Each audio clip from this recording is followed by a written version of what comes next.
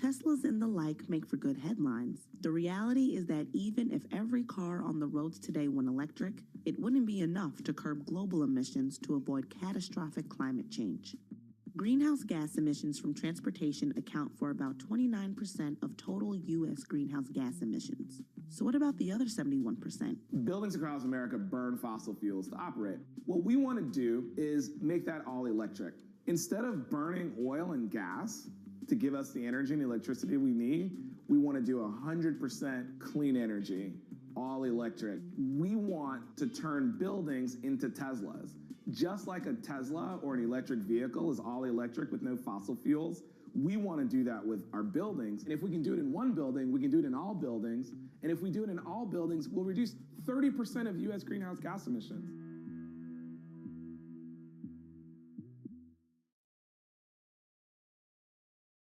The markets are preparing to close, but the day is not over yet. Stock that is now up about 45%. A lot of volatility right now. You need the power of the Bloomberg terminal to get you market-moving data before anyone else. These numbers are much higher than expected. Upgraded today to overweight. You need top analysts to bring you exclusive global insight into cross-asset markets. The muni bond market. China is a really big focus. Bitcoin ain't playing along today. It's going to be short-term. Bloomberg Markets, The Close. Weekdays on Bloomberg.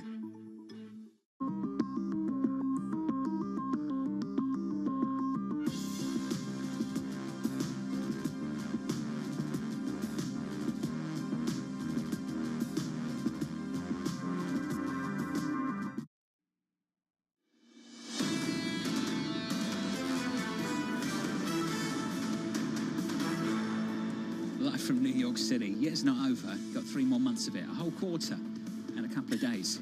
Equities down 0.6% on the S&P. It's been a long one, hasn't it, Lisa? That's for sure. The Nasdaq down about 0.9%. The Russell of small caps down 0.6%. If I tell you where stocks are, you can guess where the bond market is. This is where the bond market is. Yields on a 10-year higher by 8 basis points, 381. Still 20 basis points south of where we were yesterday at the highs. Gives you an idea of the range of the last 24 hours. The 2-year, 418, let's call it 420. Yields higher by 5 basis points. Just wanted to reveal the split in the gilt market that's emerging here today, this morning. So the gilt market operation the Bank of England announced yesterday is basically to buy bonds with a maturity of more than 20 years in the secondary market. So what you're seeing today in the gilt market is everything 20 years plus. So let's take the 30-year, the 50-year, yields are a little bit lower. Everything the Bank of England's not touching in this gilt market operation, yields are higher, Tom. So look at this divide. We've got a 10-year up 15 basis points, a 2-year up 20, and we're just pinning down the longer end of the bond market because the BOE is going to be in here for the next couple of weeks. Yeah, this is really, really important. I don't want to do the chart here. It's too important to get to Mr. Curry. But John, all I can say here is the persistency of trend gave confidence to own that 30-year paper, and it was blown up by the Prime Minister. In a big, big way. And we're looking to see if we get some more comments from the government today. Lisa, I know you want to do some single names. Can we just get you the numbers for Bed Bath & Beyond? Please. Because you talked about that a little bit earlier. Net sales down 28% year over year. The adjusted loss per share is 322. The estimate was 158. Wow. I'll keep going through the headlines, but the stock move's pretty obvious. Yeah, it's going to be down. And if you want to bring it up, we can take a look at that right now. Bed Bath & Beyond, a fascinating display of, is this just an execution issue? Is this a retail getting really squeezed or something of both? But what I'm noticing is that sometimes the earnings projections are getting downgraded at a faster clip even than people have expected, even though they have been coming fast and furious. We'll keep a look at Bed Bath & Beyond. After the bell, we're going to be watching Micron. And the reason why this is particularly interesting is because this gives a bellwether view into the semiconductor field as well as into Apple, in some of the big tech companies that are manufacturing products that use these chips. We're looking at a lot of the major semiconductor producers from Intel to AMD to Micron, all down some 40 to 50% so far year to date. Apple is only down, I should say, about 14% year to date. If you take a look going back, or at some point it's down a bit more. But right now, how much do we have more weakness, Tom, to price in at a time when you're looking at just some dramatic revisions downward by the semiconductors? Well, I'll have to see on that. After a big day, Dow up over 500 points, SPX with a launch too, 3,700 SPX. and Dow off the 28,000 shock to 29,600. Right now, the microeconomist from the University of Chicago, Jeffrey Curry, holds court at Goldman Sachs as global head of commodity research. Jeff, love your note where you really go into the price theory off the dollar of your commodity space. You have something that I would suggest 104% of our listeners and viewers don't understand. Commodities, year to date, in Japan, up 51%. Year to date, in the United States, up 22%. The dollar matters, doesn't it? Absolutely. That's why we titled the piece Dollar Dominance. And the main point there is, as the U.S. hikes interest rates faster than the rest of the world, you get a divergence in global interest rates, which then in turn puts upward pressure on the dollar. So funding costs in dollar increase, and then people deleverage dollar-denominated assets, and commodities are one. I don't care if it's a financially held one or a physically held one. You rather liquidate that and hold cash paying 5% than take the risk of that. And then what happens? Deflation sets in dollar-denominated assets. That deflation then increases real U.S. incomes, which then puts more upward pressure on interest rates. And so it's a vicious negative feedback loop. Take us to supply and demand then, and I guess we could go to the next OPEC meeting if we really wanted to, but do you throw general equilibrium study of oil out the window because of this excess dollar move? Really good question, and it keeps me up at night. And here's the way I'm thinking about it is, let's go to the definition of inflation. Too much money chasing too few goods. So you have two conditions that get inflation: too much money and too few goods. We still have too few goods. The oil market is in a deficit, inventories are low, but what's happening? Money supply is shrinking. And so that's taking the price level and driving it down, even though you still have too few goods. So, we look at the fundamental picture. Our base case is it's going to continue to tighten as we go into year end. And particularly, you take out the SPR barrels, you get stabilization in China, oil to gas substitution in Europe. This market's going to get tighter and tighter as we go into the winter months.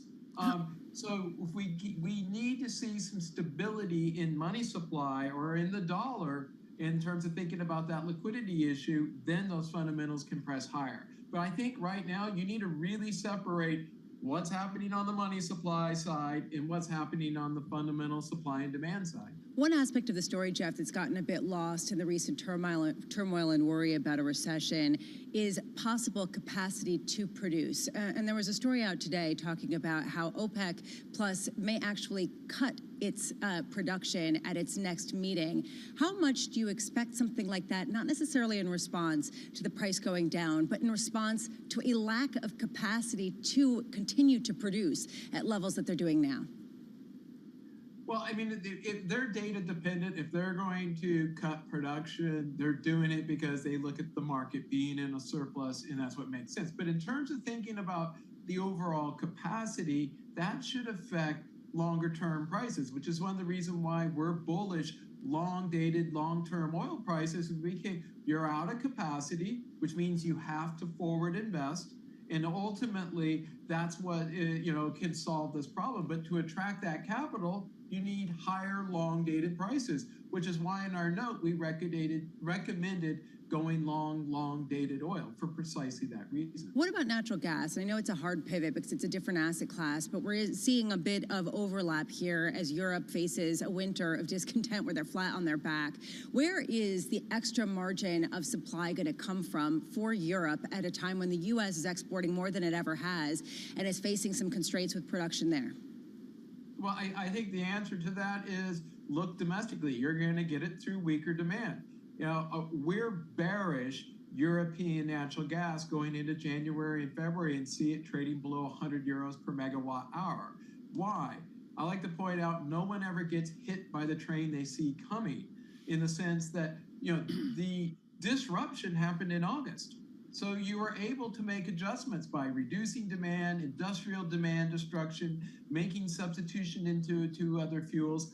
So we believe barring an absolutely freezing cold winter, they're going to get through this winter. Prices are going to moderate, but longer term, you have a problem. To go to your point, you have to, come up with supplies, whether it's through exports of LNG or domestic investment or substitution in other fuels. So longer term, you've got a problem in Europe. Jeffrey, unfair question, but it's Unfair Thursday. What is the optimal price of a barrel of oil for OPEC? Well, if you look at where the equilibrium price should be, it should be somewhere in that $85, $95 a barrel. Given the fact that that's where probably the cost structure in the U.S. Why do we know it's got to be somewhere in that vicinity? Because rigs were rising when we were above 100, and since we've been now below that 190, let's call it around 100, rig counts in the U.S. are coming off. They're off about 20, 25 rigs over the last 3 to 4 weeks, which is telling you're getting down in these levels, you're now below the equilibrium price. So somewhere in that, let's say $95, $100 a barrel seems to be where the market's functioning. And we also look at, that's where our price target is in 4Q, $100 a barrel. And, the potential for upside around that, I think, is substantial, going back to the point that, we're out of spare capacity. Hey, Jeff, wonderful to hear from you. It's been too long. Jeff Curry there of Goldman Sachs. Thank you, buddy. Wonderful as always. Thank you very much. Equities right now are down by 0.8% on the S&P, or the Nasdaq down by more than 1 full percentage point. I keep running through the market boards for you. Yields are higher by 9 basis points on a 10-year, 382. Dollar just a bit stronger against the euro. Euro dollar 97.28. Done a lot on the gilt market already this morning. We'll keep doing that for you. Whipsawed yesterday by the Bank of England's gilt market operation. At the moment, 30s, 40s, 50s, pretty well behaved, given that the gilt market operation is going to run through the middle of October.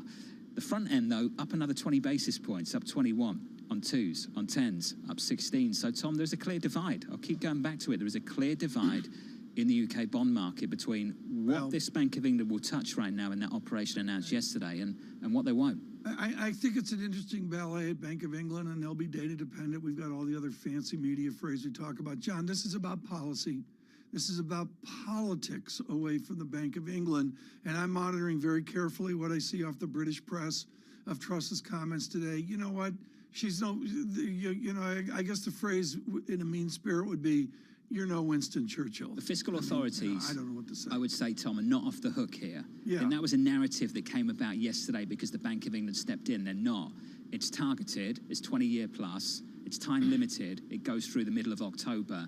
And if you look at what the Debt Management Office of the UK revealed last week, to accommodate this extra fiscal effort, the debt issuance, a lot of it, it's also going to come at the front end. So the Bank of England's not here to mop that up. Well, not yet, anyway. Okay. That's not what they announced yesterday. It was targeted, and whatever the other fancy phrases from the PhDs. The yen intervention was targeted, and they're almost back to a 145. They hit 146. That's a failed intervention. When does that occur? A Band-Aid. Tom, none of that. The BOJ or the Bank of England addresses the underlying policy conflict. None of it. And that's what you need to address to really clear this out. Jeremy Stretch is going to join us shortly. They had a G10 FX strategy at CIBC. Looking forward to that. Yields are higher by 9 basis points. Guess where stocks are? They're negative, lower, 0.75%. From New York, this is Bloomberg.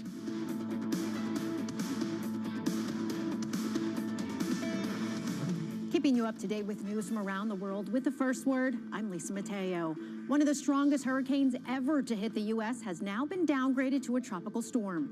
Ian has devastated parts of Florida, flooding homes, knocking out power to more than 2 million people.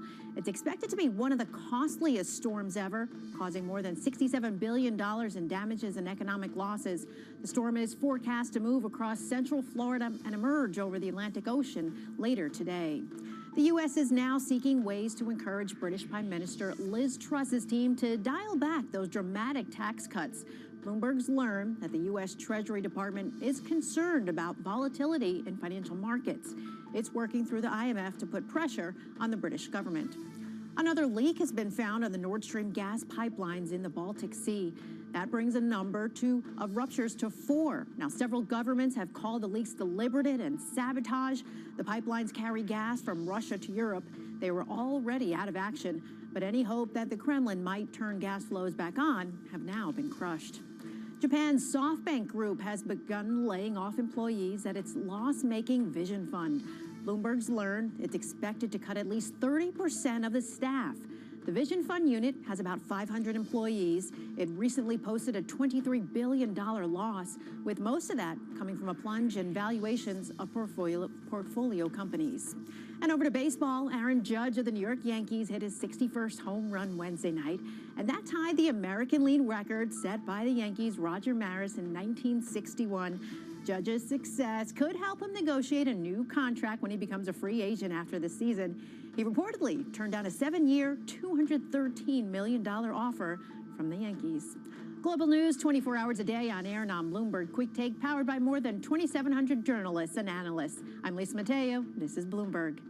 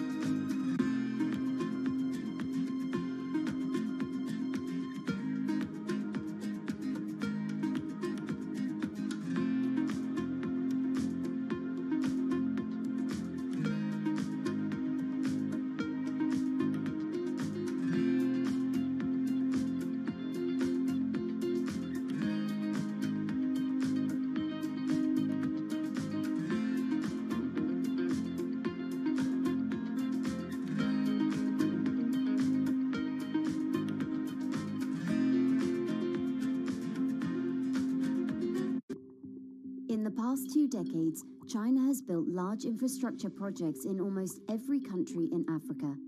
African governments themselves said, we are tired of aid and charity. We want to do trade. We want to be treated like partners. The Chinese came along and said, great, we don't do aid and charity. We want to do business with you. Global Gateway will mobilize 300 billion euros till 2027. Now the US and Europe are answering back with their own infrastructure initiatives to counter China. But African experts are skeptical.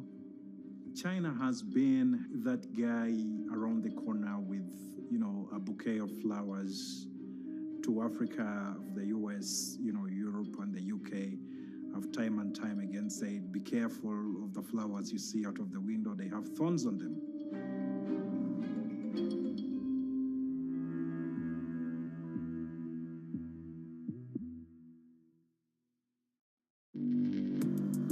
Access the financial world on demand.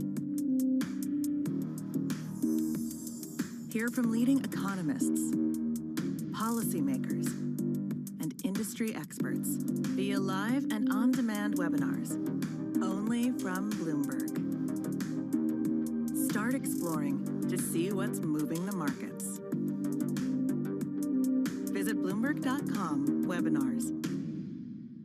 In a $7 trillion industry, there's a lot of ground to cover. Prepare for an economic hurricane. We'll show you what's happening in ETFs like no one else. Bloomberg ETF IQ. Today on Bloomberg. Is it possible the industry is in an arms race that will lead to spending itself into an oversupply? I mean, that has happened before. We've looked at this very carefully. And, the digitization of everything. Tell me what aspect of your life, Emily, isn't becoming more digital? Well, I'm trying to prevent that, but yes, I think it's happening. And COVID has accelerated that. The industry crossed $500 billion last year, the semiconductor industry overall, and estimates are $1 trillion, a doubling by the end of the decade at that point. I believe those estimates. It's not that there's not going to be some blips and turns on the way, and the majority of that is driven by leadership process technology, of which only 3 companies can satisfy that need.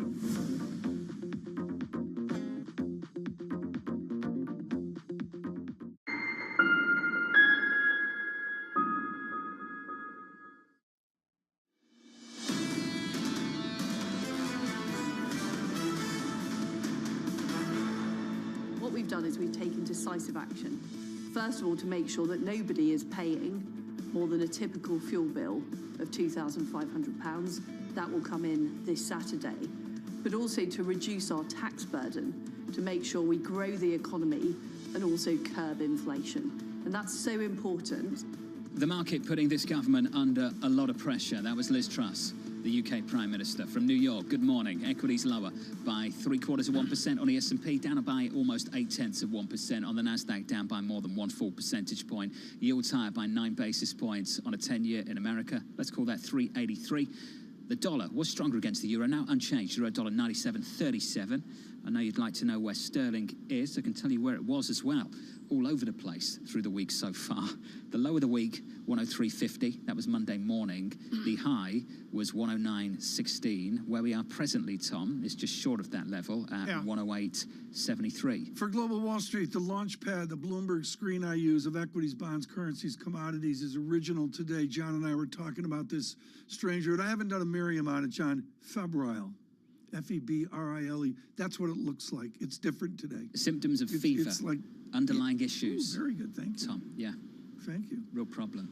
I had to look myself when Guy said the word yesterday. Yeah, so obviously English just, today. went through There the is a dictionary. tradition in Toronto from CIBC of research that is always thought-provoking. I think of their wonderful Benjamin Tal, who is exquisite on American small business. So too in London, writing a brilliant note yesterday, Jeremy Stretch joins us now, head of their G10 FX strategy. Jeremy, you didn't mince words. It is anarchy in the United Kingdom. What must the Prime Minister do? Well, I think it's very interesting to listen to those words from the Prime Minister this morning. There is no sign that the government under this new Prime Minister, and remember, she's only been in situ for less than a month, the government has put in place a very aggressive fiscal strategy, which ultimately the market does not believe in. And until there is a degree of rowing back in that strategy, and at least some degree of means or mechanism to try and make the sums add up, because of course that was part of the problem with that fiscal event last week. It was fiscal easing, but without any plans to raise additional revenues. Until there is any signs of market confidence that those sums can add up, then it seems to be the case that the market is going to continue to pressure the UK government. That comes via the gilt market, particularly currently in the front end, but also ultimately I think it will resolve itself via the currency as well. And I think the currency is probably going to be the obvious release valve of choice. Jeremy, have you got an idea of what kind of price we need for this to clear? How low does sterling need to go? How much higher do gilt yields need to go? How much work does the Bank of England need to do? Well, and that is, of course, the ultimate question. So clearly, as far as the work of the Bank of England, the market is currently pricing in that we could easily be getting towards 6.25% in terms of the base rate through the course of next year.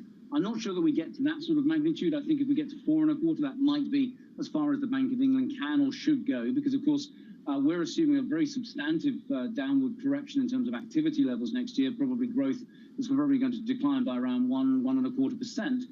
So I think in the context of the clearing price for sterling, it is inevitably probably going to be another move lower. So I think that 103.50 level that we saw in the Asian session on Monday will be tested. Those parity probabilities have continued to explode over the course of the last few sessions, and I think we can and will see that level being tested. But I'm not sure necessarily there is a magnitude of additional selling that will take us substantially beyond that. But I think it is going to be very much the case that sterling is going to remain on the defensive for the nearer term. And as I say, the Bank of England will continue to be pressured to do more, although I think the bank will be very reluctant to look at an intermeeting hike, because, of course, the bank is still very scarred by those events of 30 years ago with the ERM crisis, when the bank hiked but failed to defend the currency. It's just the next meeting, Lisa, is a lifetime away. It's November 3rd. Lisa, November 3rd is the Bank of England decision. I believe the end of November is the budget. On October 14th is when this gilt market operation is due to finish. I just wonder if those dates all get ripped up and we have to rethink this whole thing. Especially if Liz Truss continues to double down and basically say, I'm not thinking at all of a shift, that the markets will do what they do and we're going to do the best that we can, and they're getting it wrong. How much, Jeremy, is there a pressure point, a paint point at which Liz Truss has to respond? And if not Liz Truss, then at least the Bank of England, given where the pound is headed and your expectation? Well, you're absolutely right. There is an obvious disconnect between all of those dates that you just mentioned. And I will throw another date into the mix. There is an S&P ratings review coming on the 21st of October. And in the current context of what we've seen in terms of CDS and the increasing the cost of insuring UK debt, that does underline the risk of a potential downgrade as well. So there's an enormous degree of pressure on the government, but for current expectations, they're showing no sign of reversing course, which is quite remarkable in terms of the market pressure they're under. As far as the currency is concerned, well, it is very much the case that we are still headed lower. I think, as I say, the Bank of England, I think, would be very loath to be forced into meeting action. But clearly, I think if we were to see, another 3 to 4% intraday move as far as sterling moving lower, then it would be very difficult for the bank to ignore that. And I think the pressure of them to come in and try and put some degree of that calendar, Tom, October 14th. Is when this gilt market operation finishes. That's the schedule. November 3rd is the Bank of England rate decision, and then later in November is the budget. Does that get ripped up? I think we've got to move much forward from that. I haven't done the standard deviation studies this morning. And John, what I would suggest, we heard this from one of our guests earlier, you can think it out all you can, but you never know where it's going to come from. And none of this even talks about, Michael Purvis is brilliant on ADXY. None of this talks about Pacific Rim upset. I don't know where it's going to come from, but I can't get out to November right now. I'd throw in Italy as well, with the 10-year up another 17 basis points. Yeah. Lisa, we're at 470 basically on the Italian 10-year this morning. Yeah, all different sides of the same story. How much more is the dollar going to possibly rise or strengthen versus all of these other currencies, forcing them to raise rates in order to attract funding at a time when they need it? They need it to support their economies in the face of the energy crisis that's looming down over the winter. At what point do you get some sort of realization in the population of how much imported inflation is going up because of the weakness of these currencies, and it becomes very much more a political issue? We've talked about the policy conflict across several dimensions within the United Kingdom. The other policy conflict, and it's been the story of the last 6 months, I would argue, in the FX market, is the conflict between the Fed and every other central bank trying to claim a stronger currency. Kit Dukes-Sogjen framed it perfectly. It's brilliant this morning. Lisa, it read as follows: Fed policy in the war in Ukraine, everything else, noise. Went on to say, in short, the dollar goes on rising until the Fed slows down, the war ends, or the US decides that it's time for Son of Plaza. And at what point is that a positive or is that a negative, because the U.S. is flat on its back, and where's this peripheral growth going to come from? But that's very much where we are. And what we're hearing from Fed officials, we heard from a lot of them yesterday. They're all coming out and they're saying they're focused on inflation. There's more work to do. John, I really want to point out Ellen Zentner of Morgan Stanley. I wrote this banner out early this morning. I saw that, Tom. Pushes against what Kit Dukes says. I've got a fancy pants chart on this, but I'm with Zentner. It's not enough excessive move yet to get you to the Plaza dance. And the conditions now are so different than the early 1980s. Would you share that fancy pants chart with us in a little bit, Tom? In maybe 10 minutes' time. It's like a Bloomberg chart. I've got to get, That's a good chart. We got to go down. It's just above Home Depot downstairs they make that. Okay, go fetch it, TK. This is Bloomberg.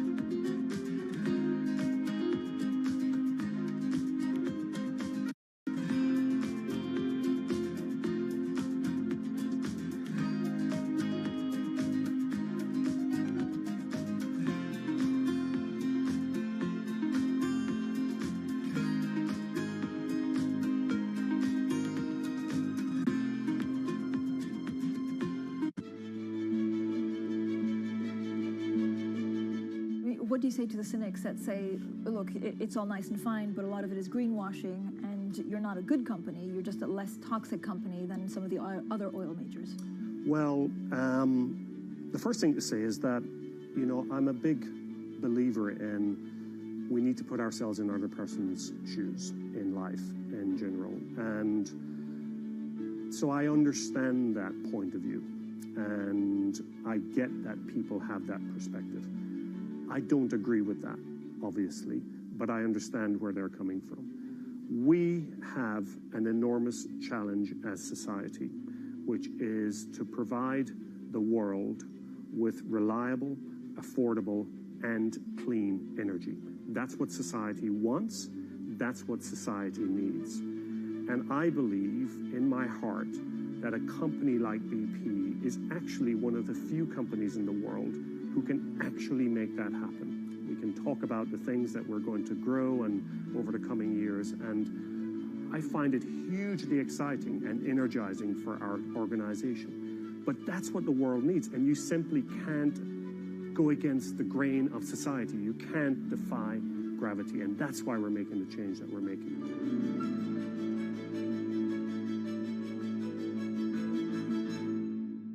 Lots happening on Wall Street. I think Jay Powell said things that were indefensible.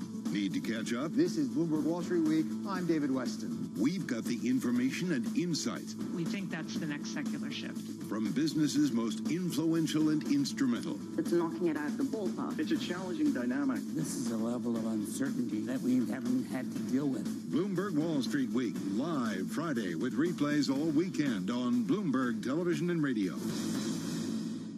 Today's CFOs are reshaping the C-suite, positioning companies to meet the next generation of challenges, breaking out of traditional roles. One of the most important things is looking around the corner. Look for Chief Future Officer on Bloomberg. Every Friday with 30 minutes dedicated to fixed income, I'm Jonathan Ferro. This is Bloomberg Real Yield. It's such an interesting new world. The world is changing. For us, it's not about being first. It's about being the best. While everyone is zigging, we're zagging. We feel like we can maybe help people out more. We have an enormous number of big ideas. If you're not really in that space full time, I think it's very hard to run a successful crypto fund.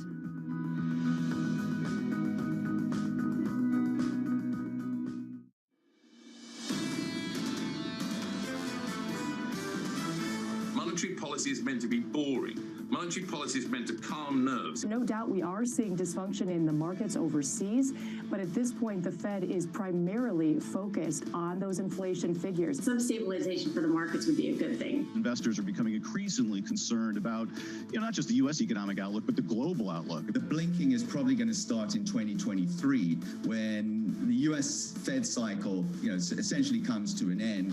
This is Bloomberg Surveillance with Tom Keene, Jonathan Ferro, and Lisa Abramowitz. Good morning, everyone. Jonathan Ferro, Lisa Abramowitz, and Tom Keene. An historic week for markets. We will look at equities, bonds, currencies, and in a moment, commodities with one of the giants of the industry. But right now, John, I'm going to call German inflation, I'm going to call it maybe a little elevated over what we've seen and what the survey predictions have been. Double-digit inflation, Tom, in Germany. Truly historic.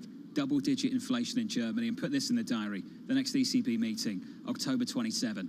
There are going to be people on the Governing Council of the ECB that want QT and a monster rate hike.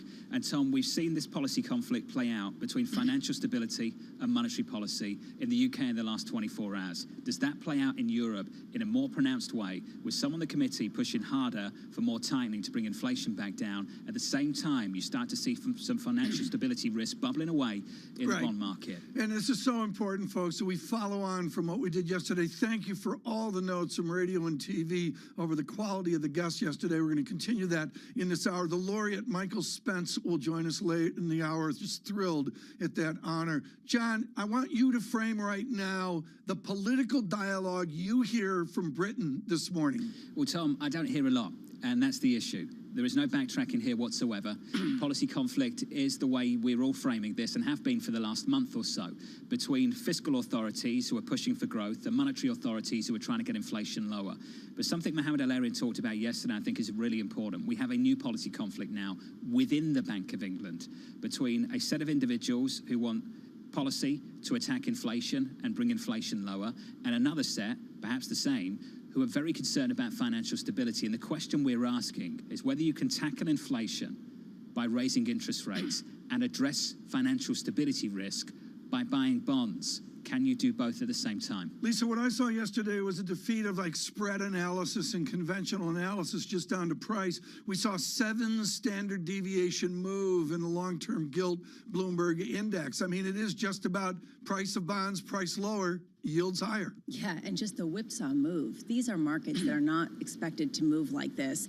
And we've been talking about it. John opened the beginning of this show with this idea of what happens when full faith and credit becomes the most risky part of the market. It becomes very difficult to find conviction.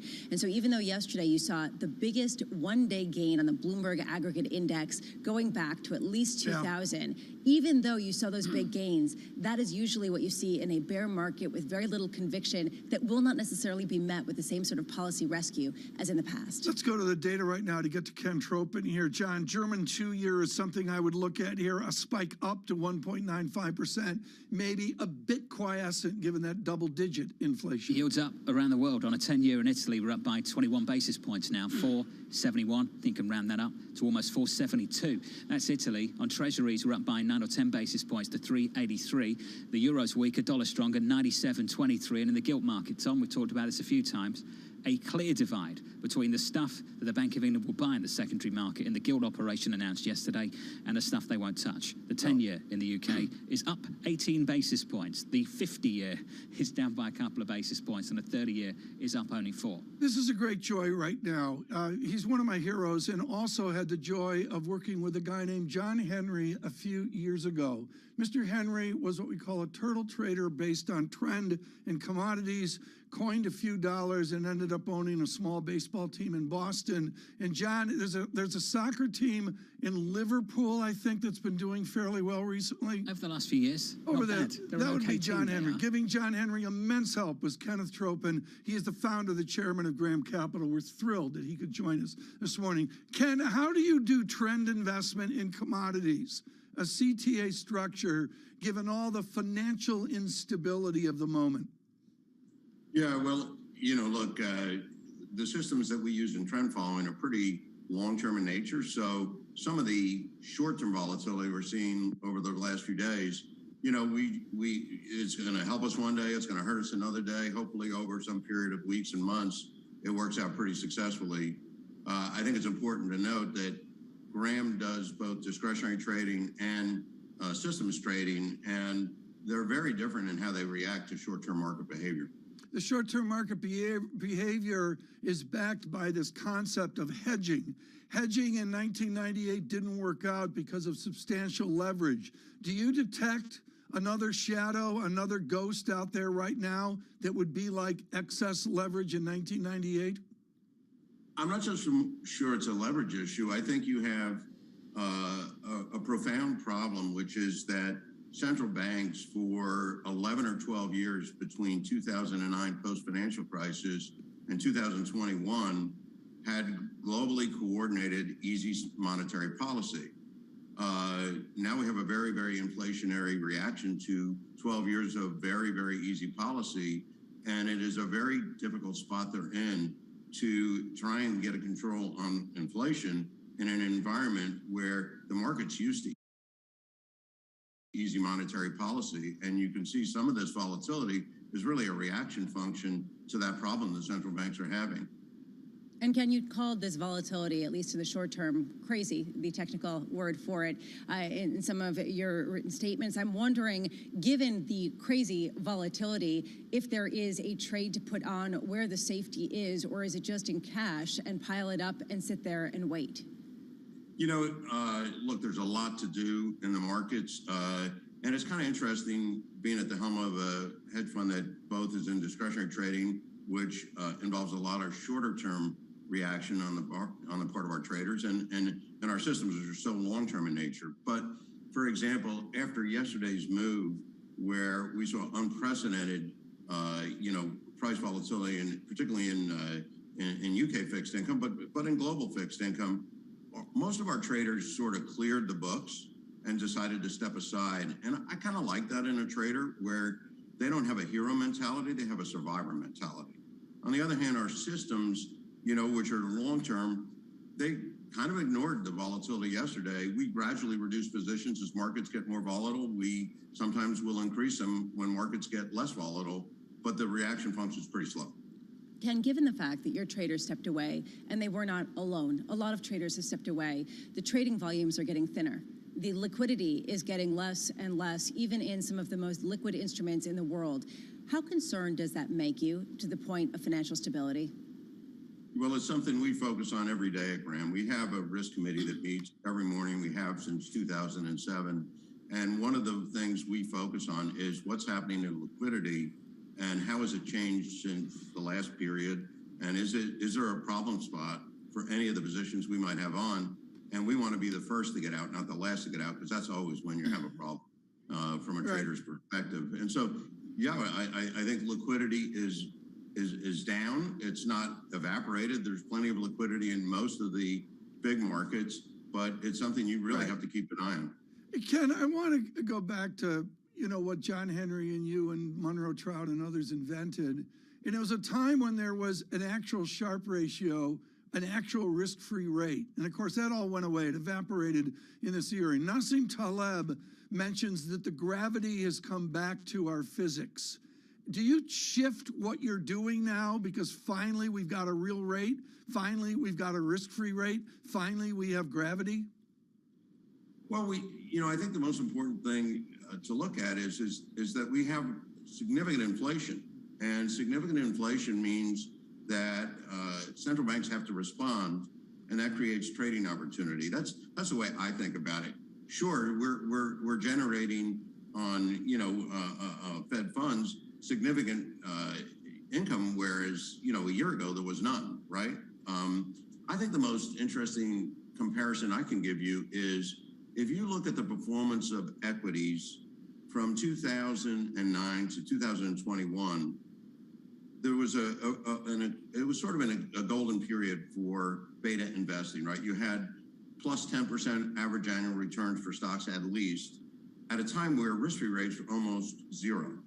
So the spread between risk-free rates and what you made by investing in equities was the highest in history.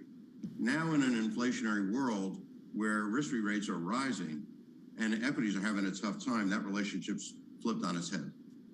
Kenneth, wonderful to catch up with you, and hopefully we can have a longer conversation again in the future, sir. Kenneth Thropp in there of Graham Capital. I want to pick up on what's happened in the last 10 minutes as well, with German inflation coming in at double digits. Just 15 minutes or so after we heard from the government, the Scholz administration financing the latest emergency intervention in energy by redeploying a fund created to help offset the impact of the coronavirus pandemic. The fund, listen to these numbers, will be bolstered with new borrowing of at least 150 billion euros to cover the cost of the gas price cap, according to people familiar with the matter.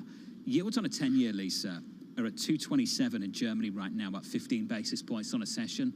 Last December, they were negative almost 40 basis points. That gives you an idea of the change we've seen, Bremo, in the last 12 months or so. They're the highest at one point going back to 2011. That's at the height of the Euro debt crisis. Taking a look at some of the risk that's getting priced in, this is the conundrum. You have central banks that want to fight inflation. You have governments that need to provide some assistance and want to borrow to do it. And the bond market is rebelling. Everything seems to be in conflict.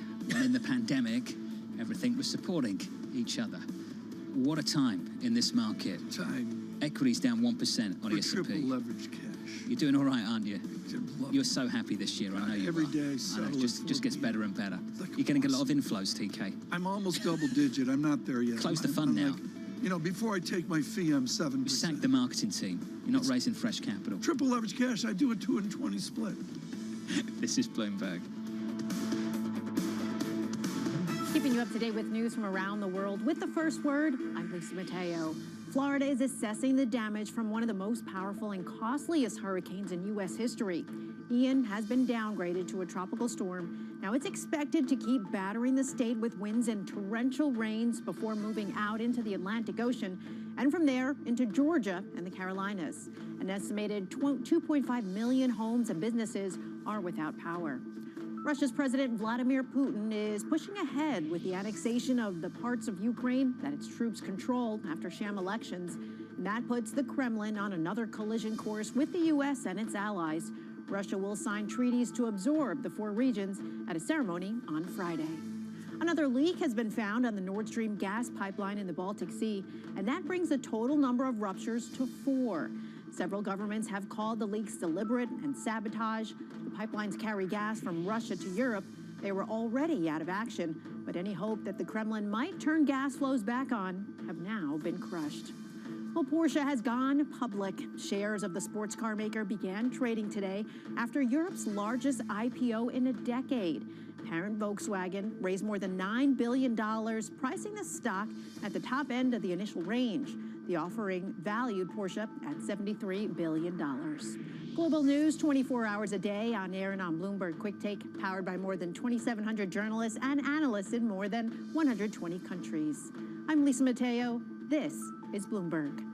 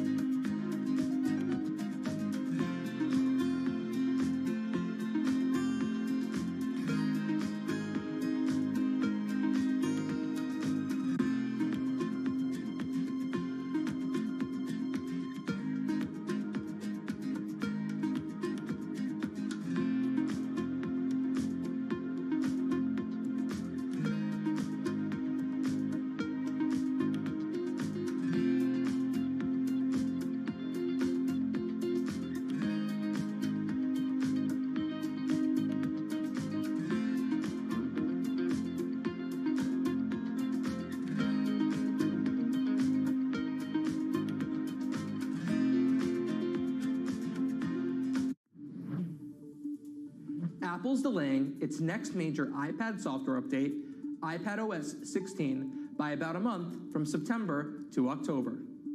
Apple made the decision for a number of reasons, including a still buggy Stage Manager multitasking interface and in order to link the launch closer to the more similar macOS Ventura.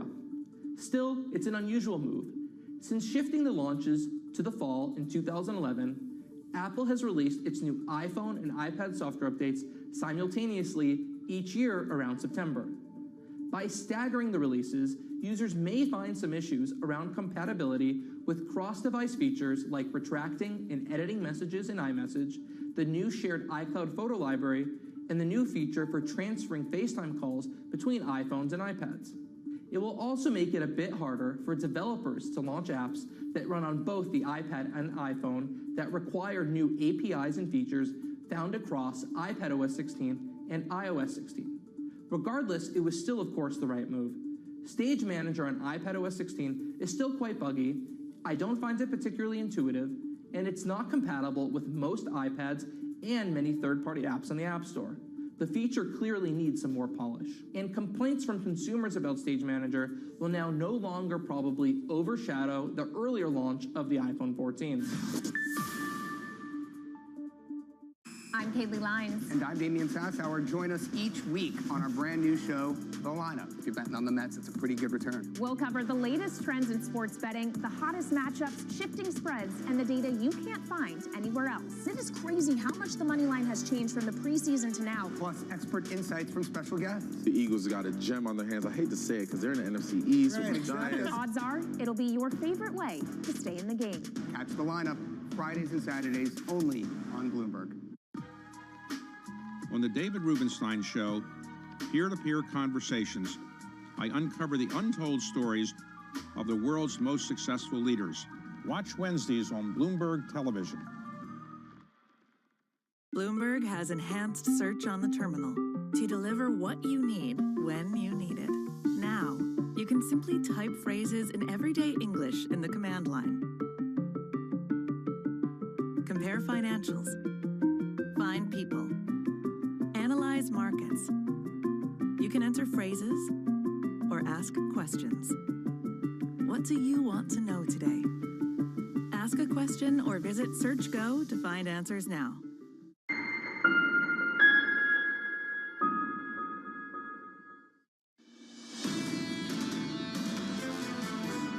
The market is really pushing them into a corner to do something huge. And without them acting in that way, effectively the pound's going to go down further. So, it remains to be seen how much will be needed on the day itself. But I would suggest that, at least 100 basis points is going to be needed at that point. Alan Ruskin at Deutsche Bank, the day itself that he's talking about, referring to, is November 3rd. November 3rd, the next scheduled Bank of England monetary policy decision, which feels like a lifetime away. Futures, negative 1% on the S&P. On the Nasdaq 100, futures there down 1.3%. Yields higher by 8 basis points on a 10-year in America. The Treasury, 381.58. Dollar, little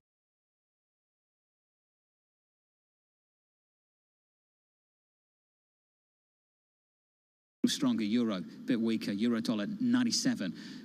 20 minutes ago, Tom, inflation in Germany, double-digit CPI, double-digit inflation in Germany.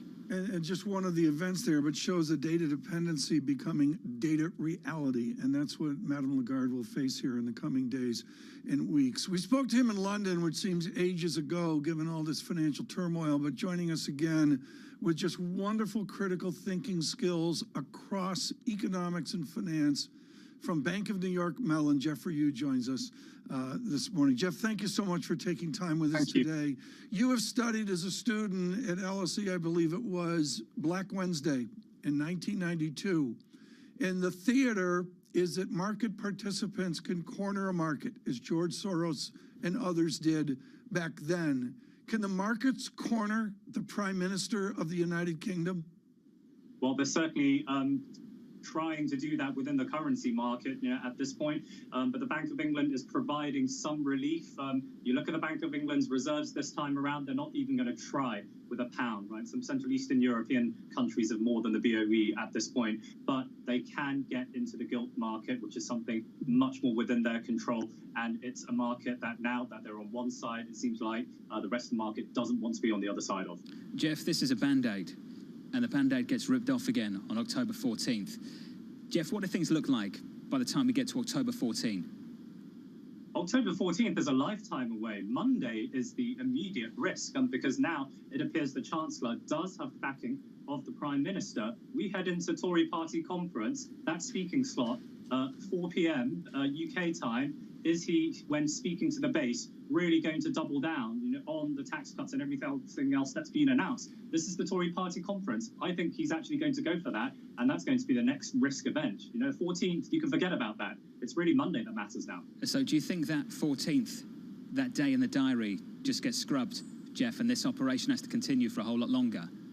This is, I think, what the market is tactically now doing so. Because remember the issue with forward guidance, on policy basis, you just squish all of the volatility towards the end date.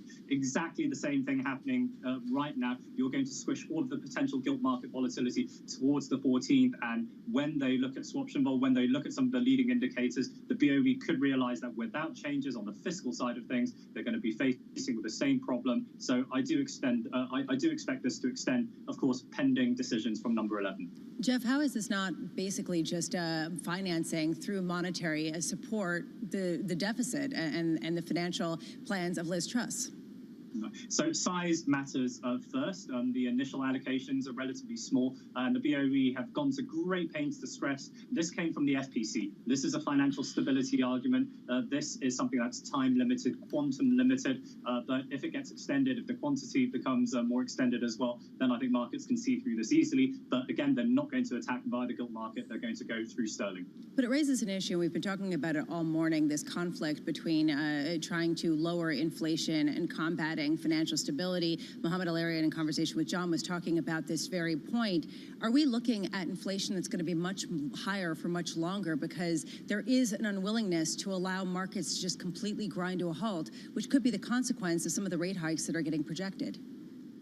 well, it seems like central bankers are willing to push things as much as possible, but, and the BOE has shown this yesterday, not at the risk of financial stability. So global central banks are making the argument, and it's a very strong argument, let's stress this, that since 2008, regulation, capitalization, supervision, all of that, it's improved to the extent that they are not looking at the 2007, 2008 like scenarios. So they can push the envelope a bit more and then try to squeeze the household. Chairman Powell said there is going to be pain, but the risk is you don't know where that limit is until it's over. Right? So where's the opportunity right now, Jeff Yu? Is it an obscure FX trade off the Pacific Rim and with the COVID add-on? Where's the opportunity within this clamor? Well, the opportunity is basically, it's the two sides of the same coin. Where do you call the top in the dollar? When do you call the top in the dollar? So we're looking at where the underpositioned markets are. And yes, I would say in Asia. So a lot of clients are flagging, if China reopens earlier than expected, you get a demand boost there. Asset allocation will go through into those areas. The EM in particular is very underpositioned right now. We're looking at Brazil, going to have very positive real rates at year end. After day, positive real rates. What do you do with Korea as the non-China? I mean, is Korean won the mother of all buys right now? Not yet. Korean won, Taiwanese dollar, all those China proxy currencies, you cannot increase asset allocation until there's a clear growth story from China. And right now, when you've got China battling to try to contain depreciation expectations in its currency, I don't think they're there yet. If CNY depreciates 5%, you're not going to get positive 5% in the Korean won. Jeff, we have a responsibility to talk about this delicately, but I want to ask you this question. How close did we come to a real accident yesterday morning? So yesterday morning, clearly, things were rumbling. We did get close to an accident. Now, how big an accident? I think now it's only, you can't prove the counterfactual, but based on the allocations in the operation yesterday, maybe it wasn't as big an accident as things made out to be. We have to remind the LDI environment in the UK, very heavily regulated. The BOE was always going to be able to react in size, in force. I would say if there were a real accident, we would have seen the BOE come in later in the day, but much more forcibly, much stronger. It would have been unlimited duration quota, but now, because they had advance warning, they could have added some limitations to this. When it comes to financial stability in markets, it's whatever it takes. Jeff Yu, thank you, sir, of Bank of New York Mellon. And if it's whatever it takes, Lisa, does that mean it's no longer whatever it takes to bring inflation back down? Because can it be whatever it takes to bring inflation down and whatever it takes to preserve financial stability? The answer probably is no. It's hard to understand how this could possibly be yes, how they could get their have their cake and eat it too.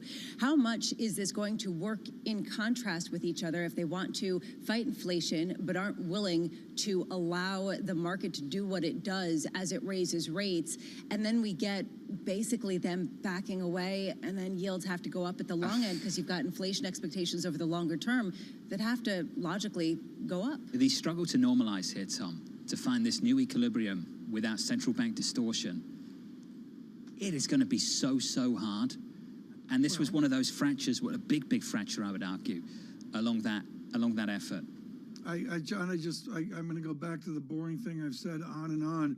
We're coming out of a natural disaster. We have a war on top of it.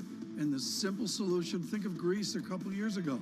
Extend out the x-axis, and that's the only political way to solve the problem. Ray Farris, the chief economist at Credit Suisse, will join us very shortly. Yields off the highs, up just 6 basis points on a 10-year, 379.56. Equities on the S&P down 0.9%.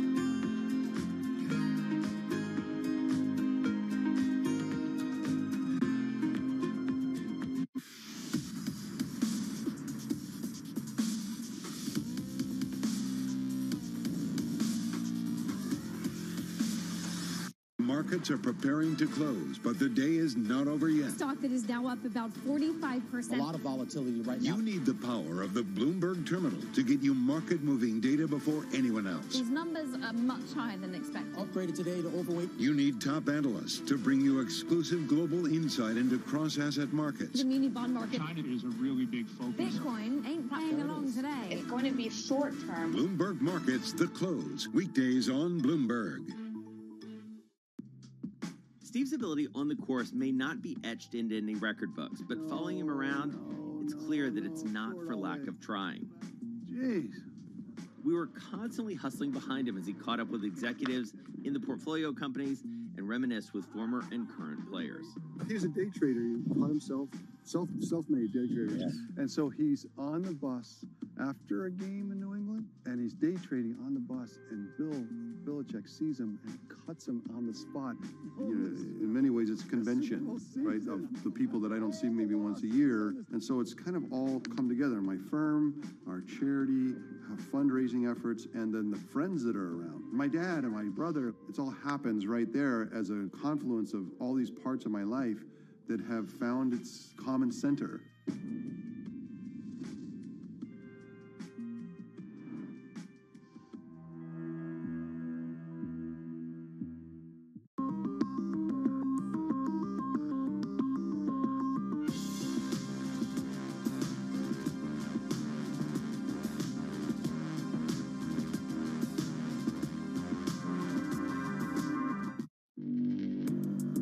Access the financial world on demand.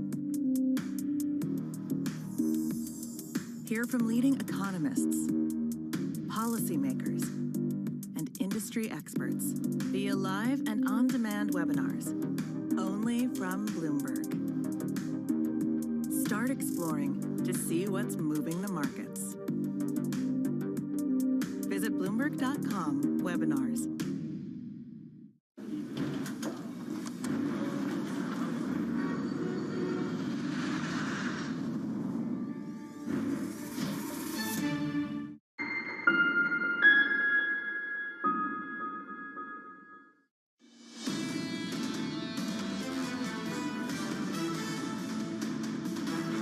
Waiting for some economic data here in the United States of America. Equity futures going into that down 0.8% on the S&P. The Nasdaq 100 down by more than 1 full percentage point. Mike McKee's away, so I'll butcher these numbers for you in just a moment. Yields up by 5 or 6 basis points on a 10-year, 378.76. Claims. Big downside surprise. 193.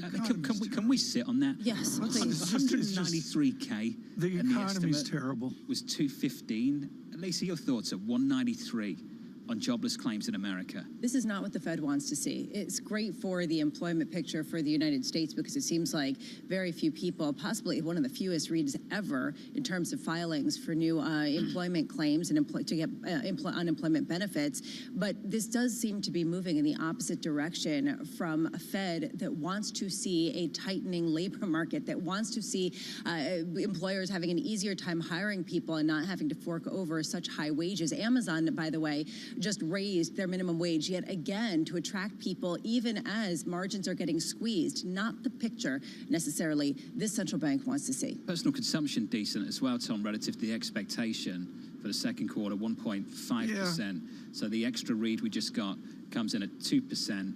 Just for claims, TK, 193,000. That is a tight labor market in the minds of many people. Yeah, 4-week moving average is just what I like to take. Easy to see off the Bloomberg, folks. And I'm going to just roll it out as 250, down to 240, down to 222. How about 217,000, John? The economy's terrible, John. I mean, can we have a moment of silence for James Glassman of J.P. Morgan? He has killed this. Big fan of Jim, aren't you, Tom? He's absolutely nailed this. A few other people as well. Getting a third read on a whole host of indicators for the second quarter, but what stands out here is the latest data on initial jobless claims. Off the back of it, yield still higher at the front end by 6 basis points. Tom, a 2-year, 419. And futures at -35, Dow futures -224. Right now, and this is a huge joy to know the team that Neil Sauce of Credit Suisse put together decades ago at Credit Suisse. It included the giant Dominic Constam, now over at Mizuho. And still at Credit Suisse is Ray Ferris. He owned the high ground on Pacific Rim analysis and also foreign exchange in London for the shop. We're thrilled that the chief economist at Credit Suisse joins us this morning. I'm going to cut right to the chase, Ray, and this goes into your foreign exchange background. Yesterday was original. What is the original solution for the prime minister? Well, look, I'm thrilled to be here. I've been a long-time listener to the show, and it's great to be on. But I just wanted to address the elephant in the room. That is a fantastic bow tie. I love it. I think it was said a little bit earlier by one of the guests that, the UK increasingly needs to be viewed in the context of an emerging market sort of situation. Not that they're going to default on their debt, but the economy has lost a nominal anchor for the system. And that's, I think, why investors don't want to hold bonds and they don't want to hold the currency. Right. The fiscal agent looks like it's a little out of control. And the Bank of England isn't stepping up to the plate to regain control, to establish that nominal anchor by saying that we don't care what happens on fiscal, we're going to control inflation. What needs to happen here is the Bank of England needs to step in. They need to be aggressive with their next rate hike. It'd be better if they move before November. And they need to signal that they will do more after that. Markets are pricing very high rates as the terminal rate. They don't have to get there if they act. You have a huge credibility with Asia and with China, with Japan, and you come out and calculate 1.6% global growth for next year. Are we pricing for that? No, I don't think we are, certainly not in equities. The way we look at equities, and I wear two hats at Credit Suisse. I'm chief economist, but also the chief investment officer for the Americas. About 3 weeks ago, we went underweight in our investment wealth division equities for the first time since 2013. That's really a huge move for us. And when we look at equities, we think, as we just published yesterday, our new economic quarterly, the worst is yet to come, was the title. And it's all about the fact that nominal growth is going to slow. Financing costs are going up, and wage growth, the persistence of a lot of costs, are going to be there for another few quarters. So profits are going to get squeezed, margins look too high, consensus earnings look too high. To that point, Ray, let's go back to some of the data that we just got. The initial jobless claims of 193,000. It was the expectation of 215,000. You hear the Fed saying that they want to see a little bit more slack in this labor market, or even a lot more, with the projection of 4.5% of an unemployment rate possibly by next year. How far away are we? What kind of Fed funds rate do we need to get to the type of slack, to the loosening of this labor market required to bring inflation down? Oh, absolutely. The Fed's going to be angry about these numbers. We've got a forecast of 4.5%, well, really 4 5/8 for Fed funds as the terminal rate. But we stress we don't really know where this thing could peak, and that there's an asymmetry still in the Fed's reaction function to the top side. They have shown that they aren't going to ease just because numbers turn a little bit less hawkish, just because numbers get a bit better, the June-July CPI data, and they will respond aggressively if the numbers, aren't so nice, the August CPI data. So could they hike beyond what the market's got priced, the 4.5% for terminal rate next year? Yes. Do they, I think, just really dislike the idea that markets have got a cut price for 2023? And are they going to continue to argue against that? Absolutely. Ray, we saw from the Bank of England the conundrum that's becoming increasingly a global conundrum and perhaps may face this Federal Reserve, which is, when do you reach the breaking point, and then how do they counteract that from a financial stability perspective? What is the break point when it comes to real yields, which we saw hit 1.6% just a few trading days ago? Where is the break point for this market, and then for the Federal Reserve to have to step in on a stability stance? Well, let me identify 3 different things here. The first is that one of the key reasons I think real yields are going as high as they are, back into positive territory, is that balance sheet strength in the United States, especially within the housing sector, is the best that it's been in, depending on your metric, anywhere between 20 to 30 years. The Fed has to push up yields much more than we would have thought a year and a half, 2 years ago, to actually slow the system down. And that's kind of what the claims data. The second thing is, I'm here in Dallas. I was meeting with a lot of retail corporates yesterday. And when I asked, are we in a recession? Everybody in the room put their hand up. The key thing here is there's a dichotomy in this economy. The goods sector, the cyclical components, housing and goods, already are in a recession. Services is doing just fine. And that's where you're getting this continued labor force growth, now some real income growth, and the Fed's just going to have to keep pushing against it. Futures deteriorate on negative 1.4%. S&P futures. The VIX out two big figures, 32.23, not through the highs yesterday, but the stress is out there off of the good news we saw on claims. Ray Ferris, I want to speak to you about the U.S. economy and the Fed's path forward. If we get a real rate out to 2.05%, which is my calculation of maybe great financial crisis, average before the crisis, I should say, do you suggest they need to overshoot on the real rate to really turn things around, or can they go to just above 2% and stabilize, sit there? We think that they're going to be able to, our base case is that they're going to be able to pull off a tiny bit of growth. And a lot of that is because of this balance sheet position that households are in. If we're going to go into a recession in the next 12 to 18 months, it's not going to be because we're forced into it by financial distress. It's going to be because consumers choose to retrench. But with this type of employment growth, they're probably not going to do that. Do we have to get the now very fashionable vacancy to unemployment ratio down a lot to get wage growth to come down? Well, history says no. Vacancy to unemployment doesn't actually forecast wage growth very well. So we think it's going to be a tough fight. The Fed's probably going to have to go to 4.5%. They could go a bit above that, but we've got employment growth, payrolls coming down to 150 or so by the end of the year, early next year. And then, I think the risk is maybe we go a bit softer. Gradually, that'll pull down wage growth. Goods inflation is going to come down. Looks like housing on a forecast basis has already peaked. Services are going to be a problem for a while, but they're going to edge off. So we're optimistic that by the end of next year, the Fed's going to be much closer to where it wants to be without necessarily having to pull the economy into a recession. Ray, Tom's going to send you a signed bow tie. How'd you like that? Oh, fantastic. I can't wait. I'll make it happen. Ray Ferris there of Credit Suisse. How much are you paying for that? It depends where I'm buying it. If I'm walking by Credit Suisse in Zurich and going into the Hermes in Zurich, it's a little more. Redo, keeper of the Amex from Zurich, is aware of this. You expensed that one, did you? Tom, 193. Just take a step back. Think about how people outside of this world would observe the conversation we've just had. This surreal. Federal Reserve, just surreal. Unelected, would be angry. They would be angry that jobless claims are at 193. Now, people on Wall Street understand why that's part of the conversation.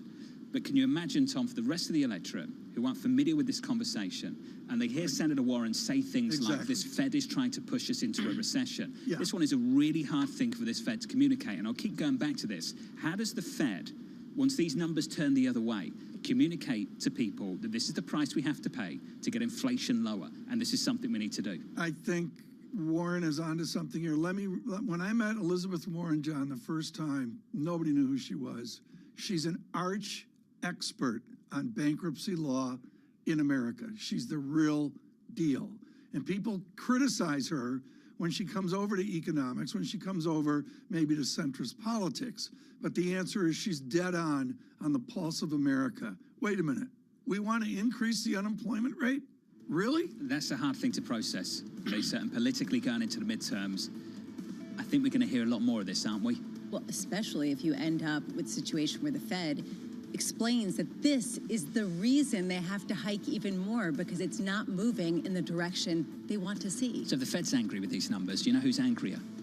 All the other central banks. Yeah, exactly. They're looking for the Fed and saying, please slow down. Slow down. 100%. Coming up, Gershon Distenfeld of Alliance Bernstein. Looking forward to that. Zach Griffiths of Credit Sites. Seema Shah of Principal Global Investors. All of that coming up into the opening bell. This is Bloomberg. Keeping you up to date with news from around the world with the first word, I'm Lisa Mateo. Florida woke up today to a disaster. Ian has been downgraded to a tropical storm, but it's left misery in its wake. There is flash flooding. 2.5 million homes and businesses are without power, and parts of the state are still getting drenched. Ian will go down as one of the most powerful and costly hurricanes ever to hit the U.S. The potential losses could approach $70 billion. British Prime Minister Liz Truss is defending that package of unfunded tax cuts that sent markets into turmoil. Truss spoke today to local radio stations. It's a difficult time. We're facing a global economic crisis brought about by Putin's war in Ukraine. And what was right is that Britain took decisive action to help people get through what is going to be a difficult winter. Truss said that higher taxes are even more likely to lead the UK into recession. Germany is moving to limit the impact of soaring energy costs. Chancellor Olaf Scholz's administration will put a cap on natural gas prices, and it will pay for that by redeploying a fund created to help offset the impact of the coronavirus pandemic. Plus, Bloomberg has learned there will be new borrowing of at least $146 billion. Global news 24 hours a day on air and on Bloomberg Quick Take, powered by more than 2,700 journalists and analysts in more than 120 countries. I'm Lisa Mateo. This is Bloomberg.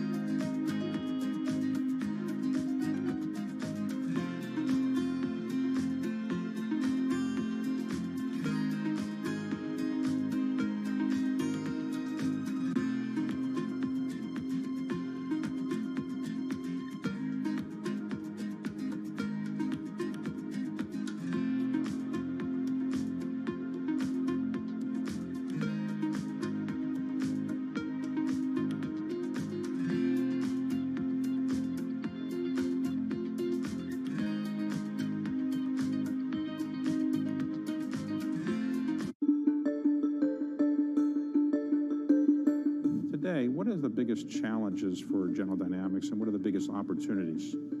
So I think in any business, the challenges are solving complex problems that come to you. You know, the problems that come to me and my senior leadership team for resolving tend to be highly complex and nettlesome. So your ability to solve those complex problems are an important element, I think, of the value that we add to the company. And then I think opportunities, you always want to make sure that you've got a creative enough mind, an open enough mind to be able to see around square corners. What am I missing?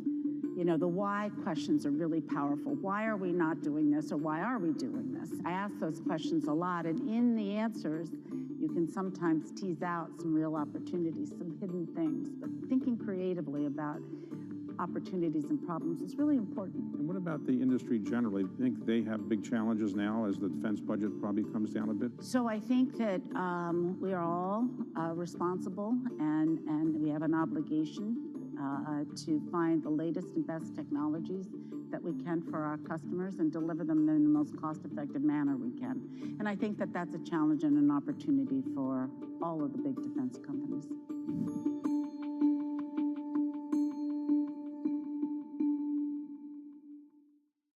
While Teslas and the like make for good headlines, the reality is that even if every car on the roads today went electric, it wouldn't be enough to curb global emissions to avoid catastrophic climate change.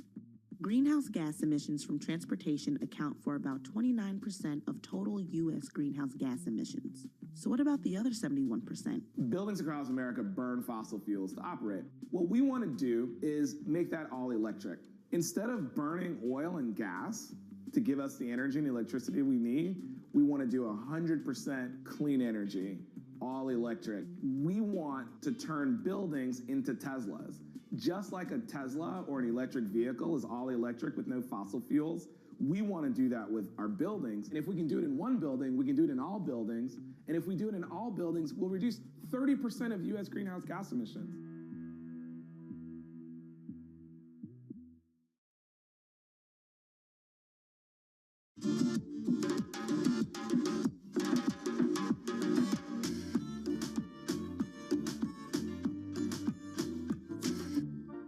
$7 trillion industry, there's a lot of ground to cover. Prepare for an economic hurricane. We'll show you what's happening in ETFs like no one else. Bloomberg ETF IQ. Today on Bloomberg.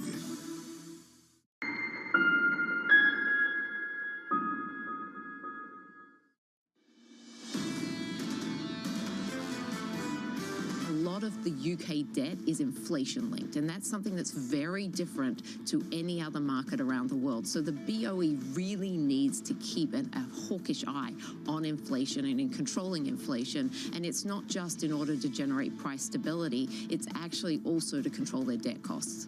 Katrina Dudley from Franklin Mutual, just brilliant yesterday on institutional responsibility to protect shareholders with prices plunging in fixed income. Lisa Bramwitz, Tom Keener, John Farrell getting ready for an important 9 o'clock hour as well. Futures deteriorate, down 49. The VIX out 2 points earlier, 31.99 right now. Our team is committed to bringing you voices within this crisis, and there's none on policy and economics more competent in this world than Michael Spence, the laureate of Stanford, New York University, and of course, chairman of General Atlantic's Global Growth Institute.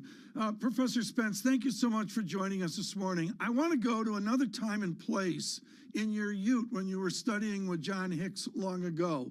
Let us go, folks, to 1981 in William Greider's classic The Atlantic essay on a very young David Stockman. The whole thing is premised on faith. The inflation premium melts away like the morning mist, a great battle over the conventional theories of economic performance. David Stockman in the middle of Reaganomics. Michael Spence, the tumult of the last 48 hours seems like a Reaganomics redux. Is it? It looks like it, Tom, but I actually don't think it is. So both Ronald Reagan and Margaret Thatcher were dealing with a situation in which you had embedded inflation, but also, kind of stagflation pattern, low growth. And they were basically trying to remove the constraints and obstacles to higher rates of growth. That meant cutting back government and cutting back, unfortunate and dysfunctional regulation. I think this is a completely different situation. We've lived in the liberated economics world for a long time, and we're actually going a different direction. So policies are always context specific, but I don't think this is analogous to that situation. So then what situation is this? What is the policy prescription for the United Kingdom, or quite frankly, China or any others? What is the new Spence prescription? Well, it starts with recognizing that, for a whole variety of reasons, we have quite suddenly shifted into a supply-constrained world. So, growth strategies based on expanding demand don't make any sense. I mean, I think that's the core of the mistake that's been made in the UK. You just don't cut taxes if the supply side can't respond, especially if you're fighting the central bank, who's trying to get, nearly out of control inflation back under control. And then at that, I think you have to face the fact that in the short run, we don't have any choice. The supply side agenda that we really need, reversing the productivity trends isn't going to happen overnight. So the central banks, who are a little late to the game, but in an awkward position, just have to, deal with the inflation thing by trimming back the demand side as best they can and as delicately as they can. But then the rest of the agenda should be focused on real supply side constraints, both domestic and global. And there are a lot of them. Aging populations, fading deflationary pressures from the emerging economies, diversification in global supply chains, the energy transition in Europe. I mean, the list is very long, and I won't bore you with the whole thing, but that's the situation that we have to do. Bottom line is we need a productivity surge. Without that, or to get there, there is also an issue with how do you fiscally arrange a situation where deficits are not easy to finance anymore. How concerned are you about the inability of a lot of nations to finance some of the developments required to increase productivity, required to increase growth in the face of inflation that is persistent?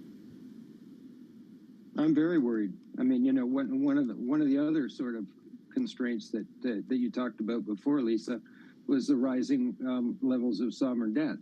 You know, and in a rising inflationary environment, you know, then that in many countries, maybe the United States is uniquely an exception, places fairly severe constraints on the kinds of investments that form a portion of, you know, sensible growth strategies, you know, supply side oriented growth strategies of the type that we, you know, the bills we passed recently in the U.S. So I think that's, you know, essentially a reason why we may not be able to dig our way out of this hole all that fast. Well, to your recent writings on investment, sir, and I'm going to assume that Chad Jones, Berkeley to Stanford, was a Michael Spence disciple.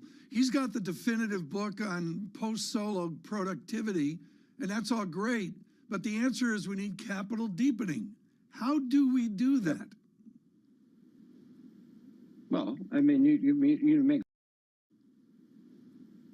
Well, I mean, you make sensible choices. So the first thing you don't do is cut government revenues, right? I mean, you know, if we're going to get out of this, we all have to pay a price. The politicians have a tough job convincing people that's right, but basically, you know, we have to finance the investments we need to get out of this, and that means probably some at least holding fast on the tax situation, if not increasing them. Michael Spence, thank you so much. An honor to have you with us today from always Stanford and New York University and Great Atlantic as well, coming to us from Italy today. Lisa, I really can't say enough about how every research note from the SMART crew comes back to something we don't want to talk about, which is the complexities of productivity. Peter Bookvar publishes moments ago, echoing what we heard from Professor Spence. This is a difficult moment, and it is not an over-exaggeration to say it is a sea change. It is an inflection point. This is a new era where fiscal policy cannot have the same effect and monetary policy cannot have the same effect as it's had in the past. It's very difficult when suddenly the policy prescription, the knee-jerk policy prescription of the past, does not work. It's counterproductive even at this point because inflation suddenly has reared its head in a way that people have not seen for generations. These times are just so unusual, and the blur of the screen, and it's a screen with a certain frenzy to it within this crisis today, Lisa.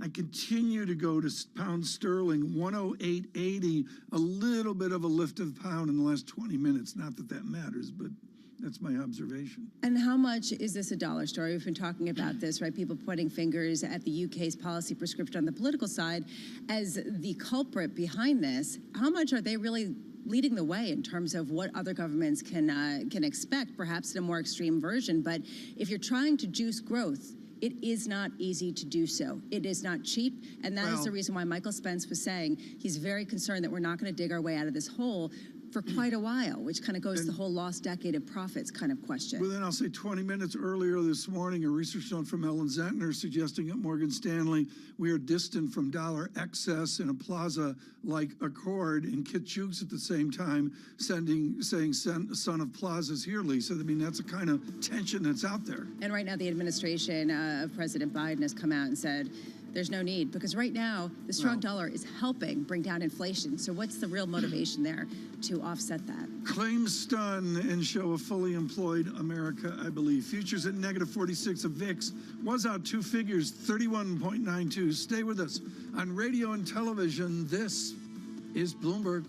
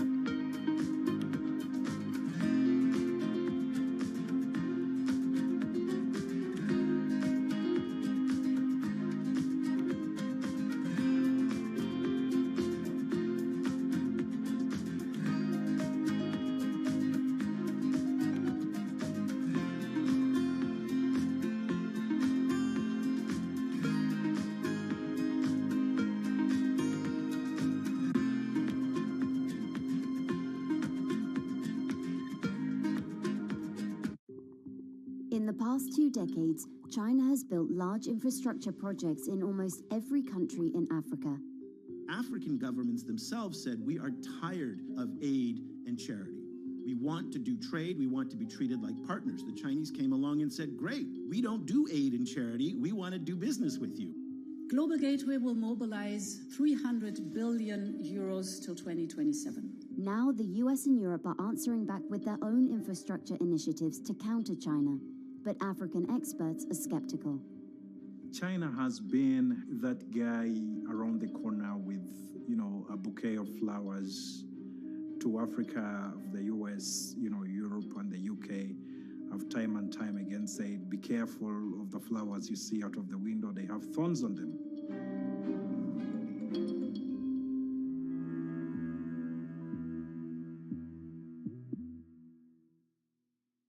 A lot's happening on Wall Street. I think Jay Powell said things that were indefensible. Need to catch up? This is Bloomberg Wall Street Week. I'm David Weston. We've got the information and insights We think that's the next secular shift.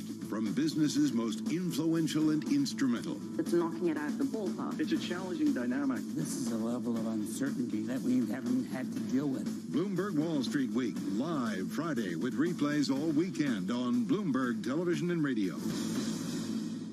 Today's CFOs are reshaping the C-suite, positioning companies to meet the next generation of challenges, breaking out of traditional roles. One of the most important things is looking around the corner. Look for Chief Future Officer on Bloomberg. It's such an interesting new world. The world is changing. For us, it's not about being first, it's about being the best. While everyone is zigging, we're zagging. We feel like we can maybe help people out more. We have an enormous number of big ideas. If you're not really in this space full time, I think it's very hard to run a successful crypto fund.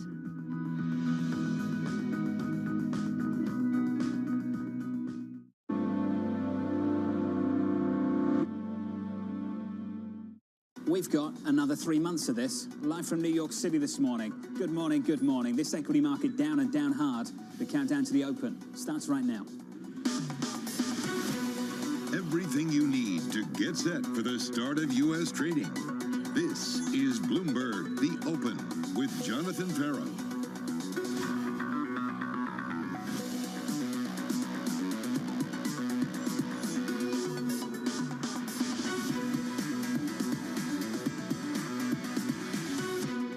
Live from New York, we begin with the big issue, policy in conflict.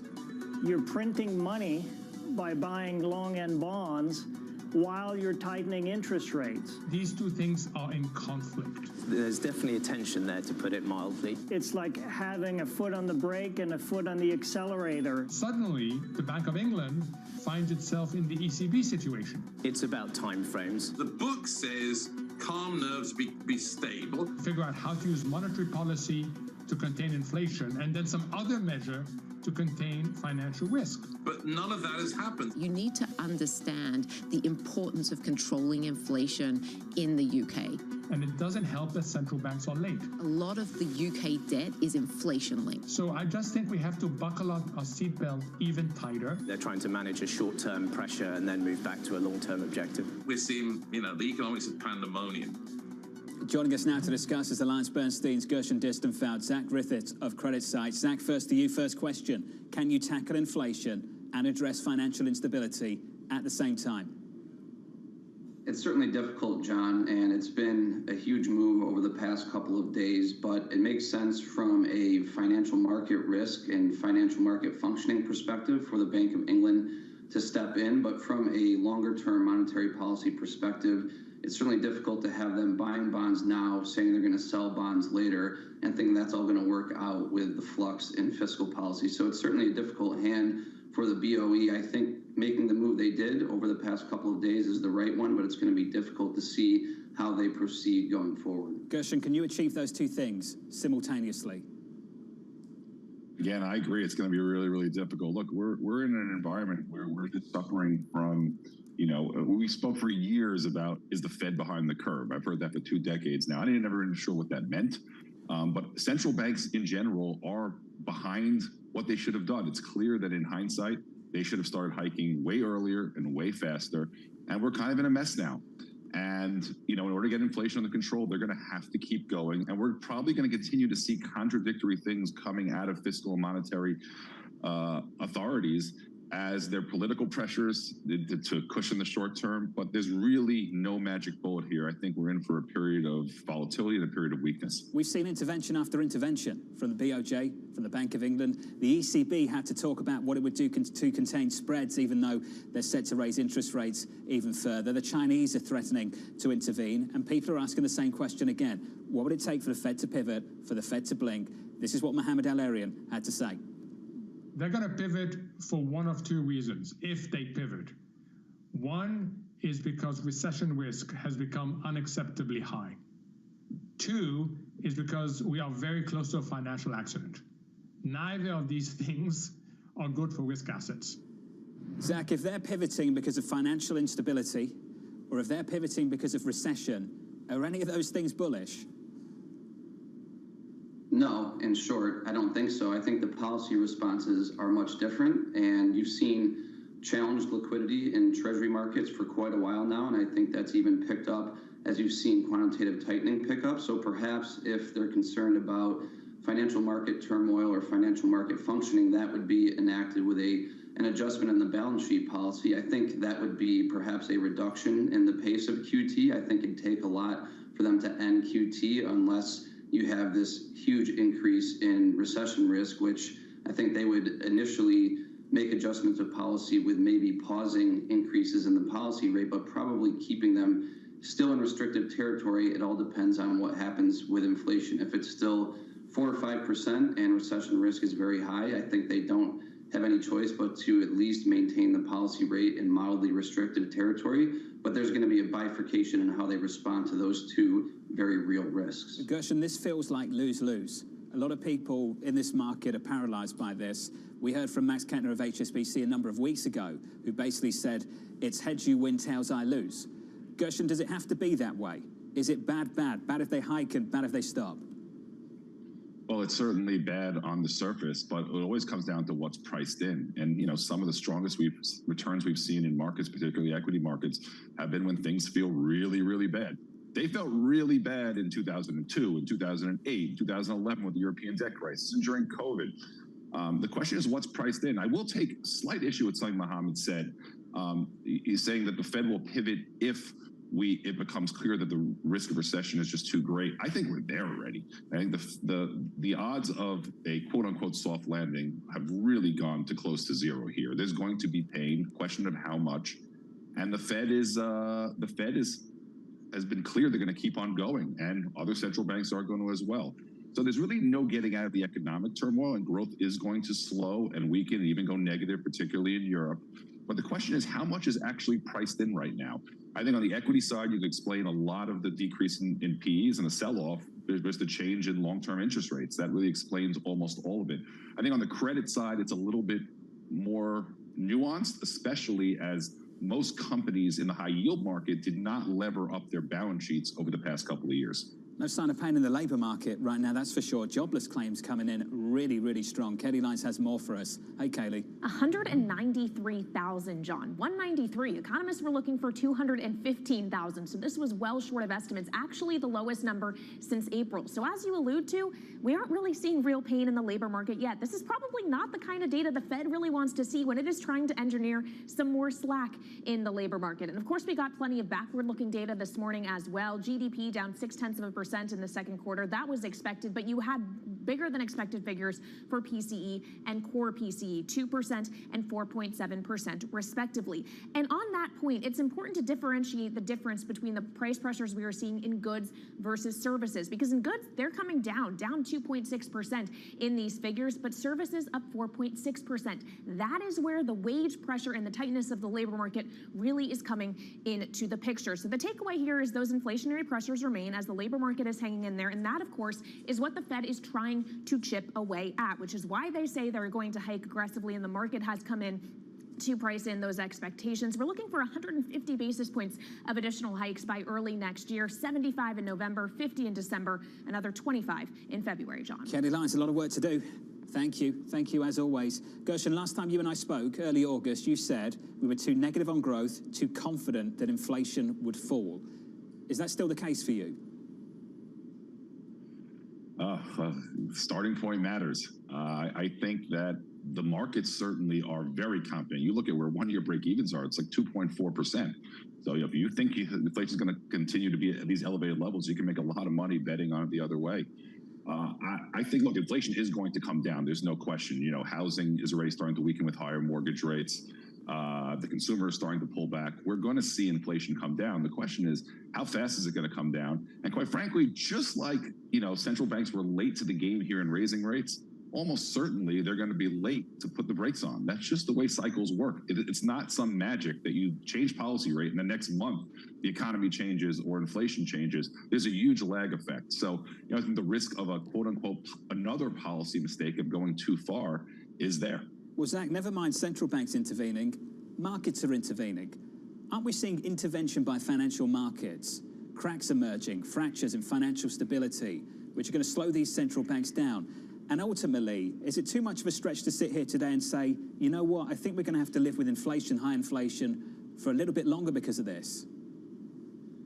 Yeah, there's some cracks showing. You're certainly seeing financial markets react to a lot of this macro volatility from central bank policy. And to us, I think Gershon made a great point that it's what's priced in. And I think there's a fair amount of risk priced in with respect to recession and slowing growth. And if you look at where the market is, it's priced in a ton more in hikes by the Fed and other central banks over the past couple of weeks. So when we think about what that means for our call for duration, we're a little bit more comfortable getting long at these levels. And if you do think that risk might be even a little bit underappreciated in the long end, then you could see yields coming down. When you see just how much yields have come up, at this point, it's starting to look a little bit more attractive, certainly than it was even just a couple of weeks ago. Zach, this isn't typically a question I would ask for someone who's talking about buying a 10-year treasury, but how much volatility do you have to stomach to hold a 10-year treasury at the moment?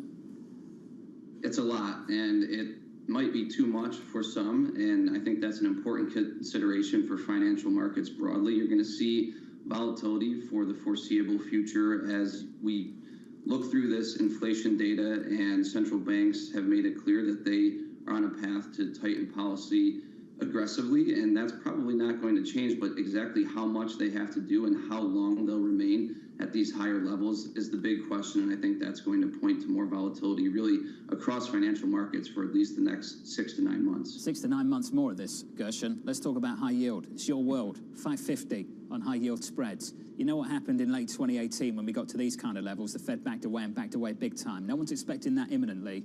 What do you do with 550 basis points worth of spread now? I think the first thing to point out is we're in a very different environment in 2018. You know, we had the whole E&P sector that was ready to restructure. We had the retail sector under a lot of pressure. A lot of that's been cleansed out. You had a lot of restructurings, defaults, restructurings in 2020. And, you know, not because of any genius on the part of corporate executives, but they were just so scared by COVID that they didn't do the normal things that you see during expansions of buying back shares and making acquisitions and otherwise spending on capital expenditures. So I think that there's a lot priced in to the high yield market. You know, we focus on spreads a lot, and spreads are wider than average now, significantly wider than median, but the all-in yield approaching 10% is something that's starting to look really, really attractive to us, especially on a risk-adjusted basis versus equities. Gershon, when you think about that, though, is that something you want to buy before you see the whites of the eyes of recession, before you get a real decent idea for what kind of depths we're going into?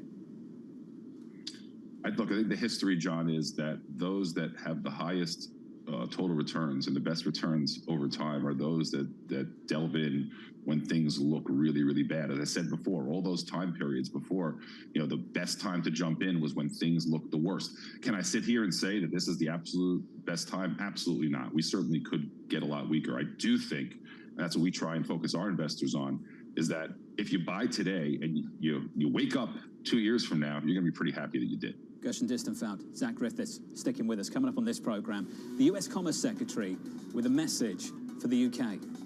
Markets have plummeted. The pound has plummeted. Investors, business people want to see world leaders taking inflation very seriously, and it's hard to see that out of this new government. That conversation up next.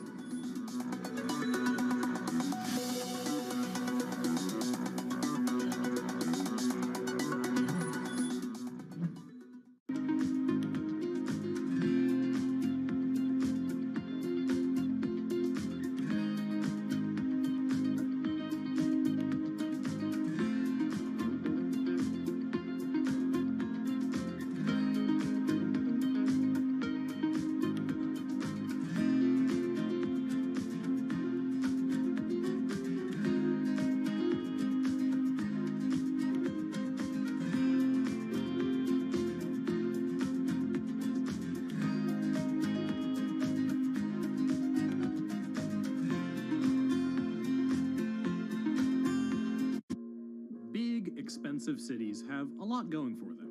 But if you live in one, you've probably noticed that these big, expensive cities keep getting more, well, expensive. You could always move away. You might have just started working remotely, so there's really nothing keeping you there. But then again, moving is a hassle. Well, what if someone paid you 10 grand to do it?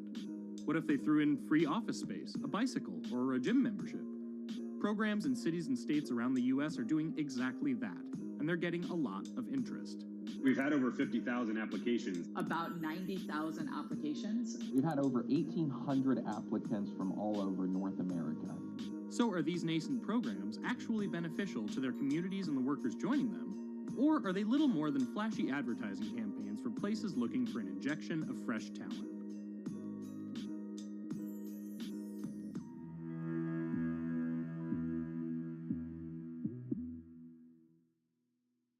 When U.S. jobs numbers are released, Bloomberg brings you crucial data at terminal speed and instant expert analysis. Nobody covers jobs day like Bloomberg.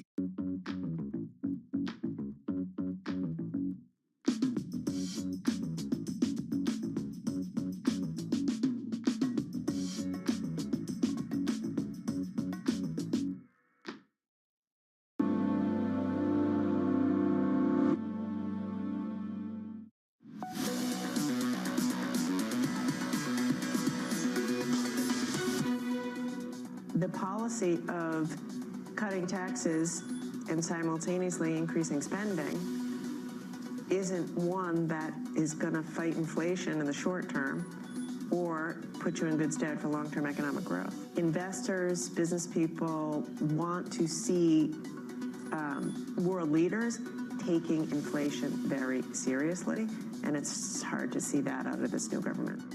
That was not a spoof. The Biden administration expressing concern over the UK's economic strategy. Prime Minister Liz Truss pushing back. It's a difficult time. We're facing a global economic crisis brought about by Putin's war in Ukraine. And what was right is that Britain took decisive action to help people get through what is going to be a difficult winter. Team coverage starts right now. Bloomberg's Lizzie Burden in London, AMH down in DC. Anne-Marie, what a moment to hear someone from this administration talk about fiscal policy in another country. Yeah, interesting given the fact that they've had a number of their own fiscal legislation when you look at also the American Rescue Plan and so on. But what you're hearing right now, Jonathan, in Bloomberg News, our colleagues are reporting is that there is some concern within the Treasury Department about the volatility in the financial markets and what that means if it bleeds over into the broader market or into other countries. Now, Secretary Yellen would not direct the UK, would not make comments directly about this head on. But you heard from the Commerce Secretary, her colleague, Gina Raimondo, it was pretty sharp in terms of what she thought was and insinuating this is a misguided approach. It also comes on the heel of a tweet from the president last week that talked about the fact that he said he was, quote, sick and tired of trickle-down economic ideology. The president and Liz Truss, the Prime Minister of the United Kingdom, clearly do not match up when it comes to ideology. The president does not think that cutting taxes and that would eventually trickle down and boost economic growth. He does not think that works. And some in the UK took that as a criticism of this government and of Trussonomics. Lizzie, we've got a party conference coming up for the Conservatives. Is this lady for turning?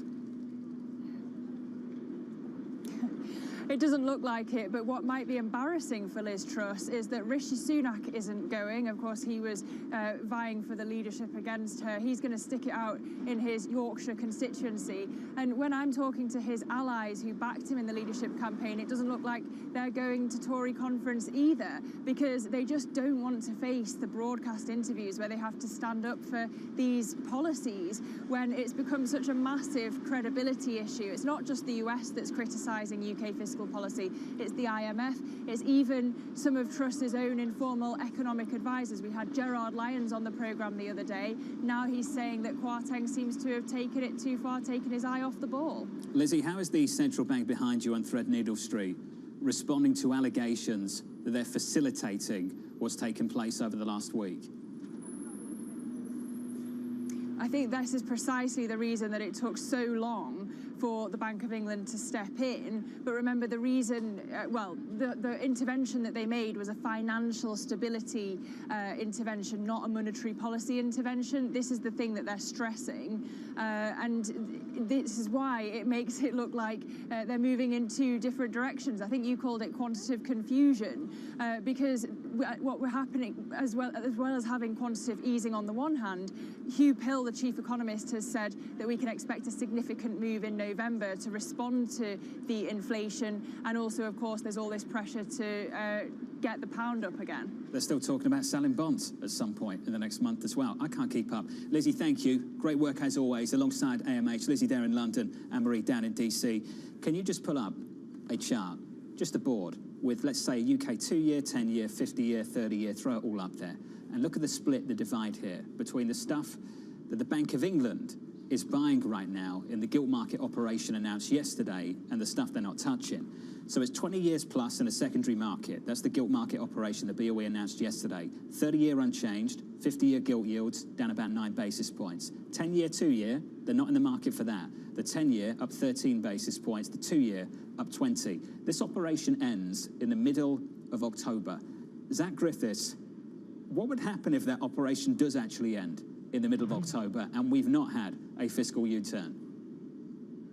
It's hard to imagine anything good, John, and I think that's something that's going to be very much in focus over the next couple of weeks. It really seems like it's going to be a difficult situation for the BOE to manage without a big change in the fiscal outlook, and so far we haven't heard anything of the sort. So the thought that they're going to end bond purchases in middle of October and start bond sales at the end of October, that seems almost impossible right now. Is it almost impossible for them to wait for the next scheduled MPC meeting as well, which is November 3rd? And we've all said it, Zach, November 3rd feels like a lifetime away.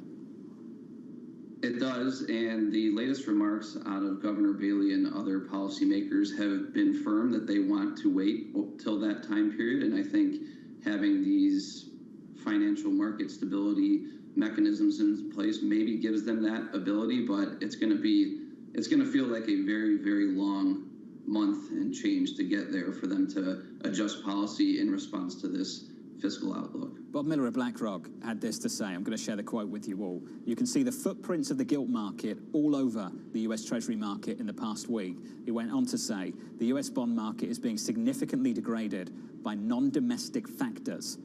Gershon, your thoughts on that? Does that resonate with you? The US bond market is being significantly degraded by non-domestic factors.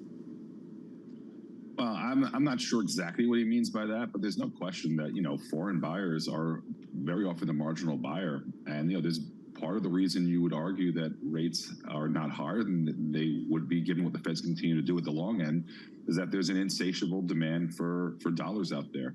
Like I'm gonna paraphrase what Chair Powell said at one of his recent, I forget which time it was, that, when it comes to inflation, central banks around the world are kind of, flying in the dark, trying not to, or moving around in the dark, trying not to run into any furniture. And I think, November 3rd, you said, is a mile away. I think October 3rd is a mile away right now. When you don't really understand what the short-term drivers of things, you're just going to let things sway you. You're going to get one number here, one number that. It's not going to give you a clear picture. And, you know, to the extent I think fiscal and monetary authorities, just the chances of making severe errors are high. I mean, look, we can't even agree, you know, no one even agrees about whether, you know, tax cuts are good or bad for the problem. So we're going to continue to see a lot of volatility until it becomes clear that inflationary pressures are under control. When that's going to be, my guess is sometime early next year, but the jury's out. Gershon, I think the saying was that when things are uncertain and you're in the dark, you walk around carefully. I would say at the moment, Zach, they're sprinting around a dark room getting punched in the face. And Zach, I just wonder how much further they can actually go given what's happening around the world.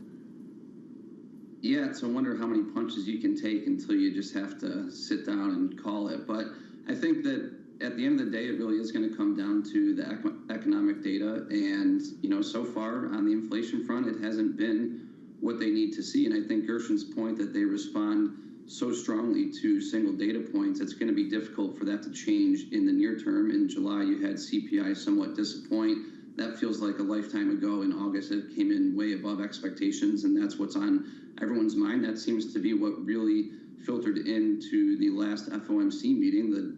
The dots came in even above where the market had repriced over 100 basis points over a course of a month. So it's really difficult to see how this volatility ends, and that's kind of the key. I think that when you have policy having to respond to such dire circumstances, and every data point seems to matter so much more than it did, let's say, in the end of the last cycle. Where does the circuit breaker come from? I don't know. Gershon, Zach, to the both of you, awesome to catch up as always. Thank you.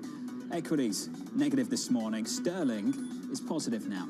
109.33 on cable. Coming up, the morning calls, and later, Seema Shah of Principal Global looking at a US recession next year as her base case scenario, hers and pretty much everyone else. This is Bloomberg.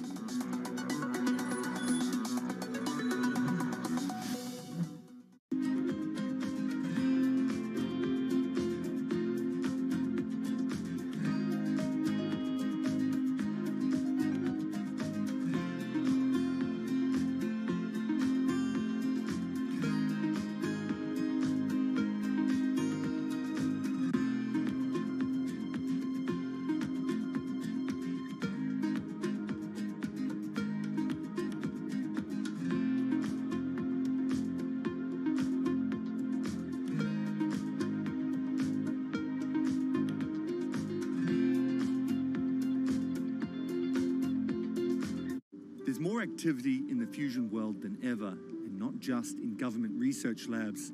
There's also an emerging private fusion industry that's attracted billions of dollars in capital in recent years. Governments and private investors alike realise that we've got to find a solution that's going to allow us to get to net zero targets. This is one of the hardest but most rewarding problems that humanity could work on. Ultimately, we all want the same thing. We want someone to put electricity on the grid from a fusion power station as quickly as possible. Frankly, the scale of the challenge, 3,000 gigawatts of fossil fuel to replace, there's not many things that can do that. In fact, there may only be fusion that can really do that. And while many in the scientific community predict fusion power will take decades, some in the private fusion space believe we'll get there in just a few years, as soon as the 2030s.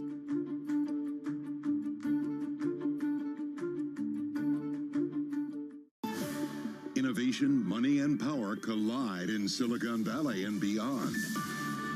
Bloomberg Technology with Emily Chang. Weekdays at 5 p.m. in New York and 2 p.m. in San Francisco.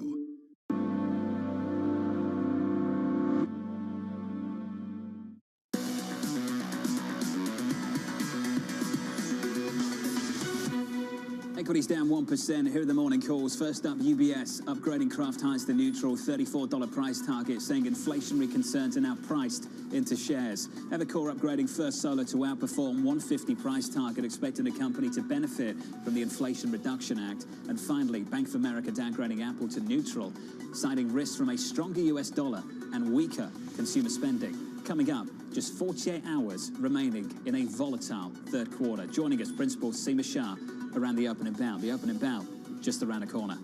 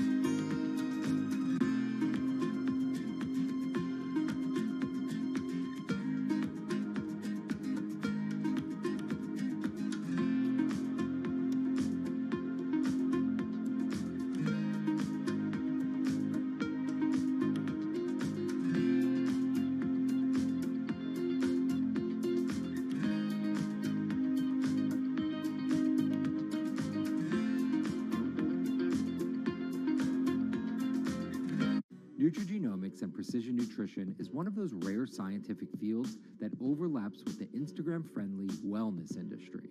There is a lot of interest in this idea of personalized nutrition and especially how accessible it is to the public. You can go on Google and type personalized nutrition or diet and genes, and you will find dozens of different companies that offer this nutrition precision tests. One of those companies is Routine. Routine claims that their personalized tests stemming from sciences like nutrigenomics make their supplements different. But even with the claims from Routine, as well as dozens of other personalized nutrition companies, the science still has a long way to go.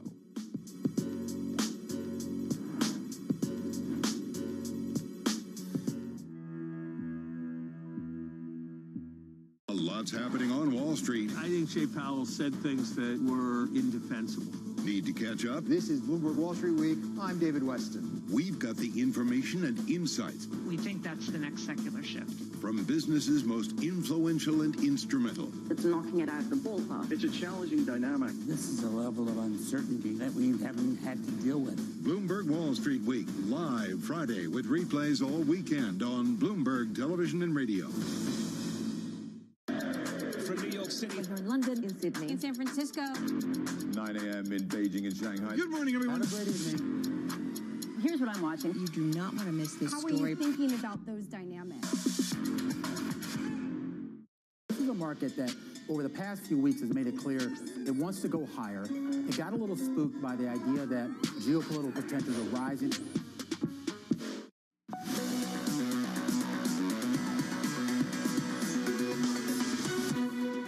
23 seconds away from the opening bow this morning. Good morning to you. Snapped a 6-day losing streak on the S&P 500 in yesterday's session, with the biggest day of gains on the S&P going back to early August. And then we start to take it away again this morning. We're down by about 1% on the S&P. On the NASDAQ, we're down by about 1.5. That's the opening bow. All the price action in the bond market. It looks a little something like this. A 10-year that's up 6 or 7 basis points. Your yield right now, 380. In the FX market, euro-dollar not doing much. Euro-dollar 97.31. And in the commodity market, crude up by about 0.2%. Crude 82.30. Down at the opening bow. Let's get you some movers. Here's Katie Greifeld. Hey, John, well, let's kick off with the world's biggest company. We have Apple on track to fall for a second day. This follows a rare downgrade from Bank of America. You have analysts warning of weaker demand for smartphones and laptops. That, of course, follows a Bloomberg scoop that Apple is backing off its plans to boost iPhone production this year. Shares lower about 2.5%. Moving on, Alibaba also under pressure after some analyst action. You had JP Morgan cut its price target, now cautious on the e-commerce giant's second quarter revenue outlook, though there is some potential upside to earnings estimates. Shares still lower. There is some green to be found in Alcoa, though. You have shares popping along with aluminum prices after Bloomberg reported that the LME plans to discuss a potential ban on Russian metals. Shares higher by about 6%. And finally, we did get some fundamental news here for this meme stock, Bed Bath & Beyond. Its results were mostly in line with expectations. They were pretty low, so that's good news. Shares a little bit higher after jumping as much as 5% earlier, John. Aluminium's just not going to catch on in America, is it? It doesn't work. It doesn't work. It doesn't work. Katie, thank you. Appreciate it, as always. Good to see you. The NASDAQ 100 suffering this morning. Information technology on the S&P down by about 1.4% before you get excited. Not 4-point-something percent, 1.4% lower.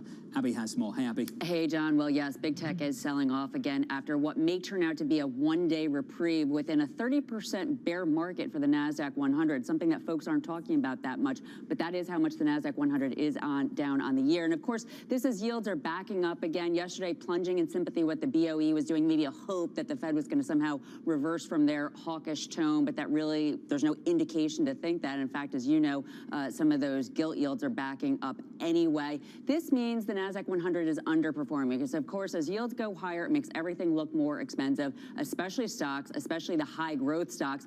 Tighten liquidity. Again, it makes everything, especially the high growth momentum tech stocks, go higher. The year to date, we have the real yield round tripping it by more than 250 basis points. The NASDAQ 100, again, down about 30% on the year.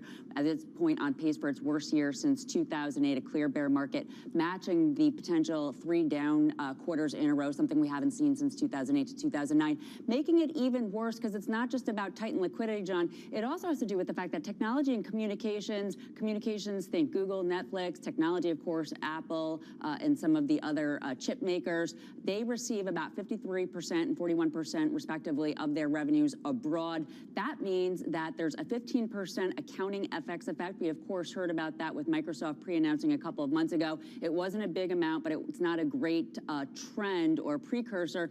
Plus, if you think about it, it makes the IT budgets of the European companies and other Asian companies buying, it gives them 15% less buying power, probably puts the focus on need to have technology as opposed to nice to have technology. Lots of headwinds for big tech. Tons to talk about. Abby, thank you. 3 minutes into the session, we're down by 1.2% on the S&P. On the NASDAQ, we're lower by 1.5%.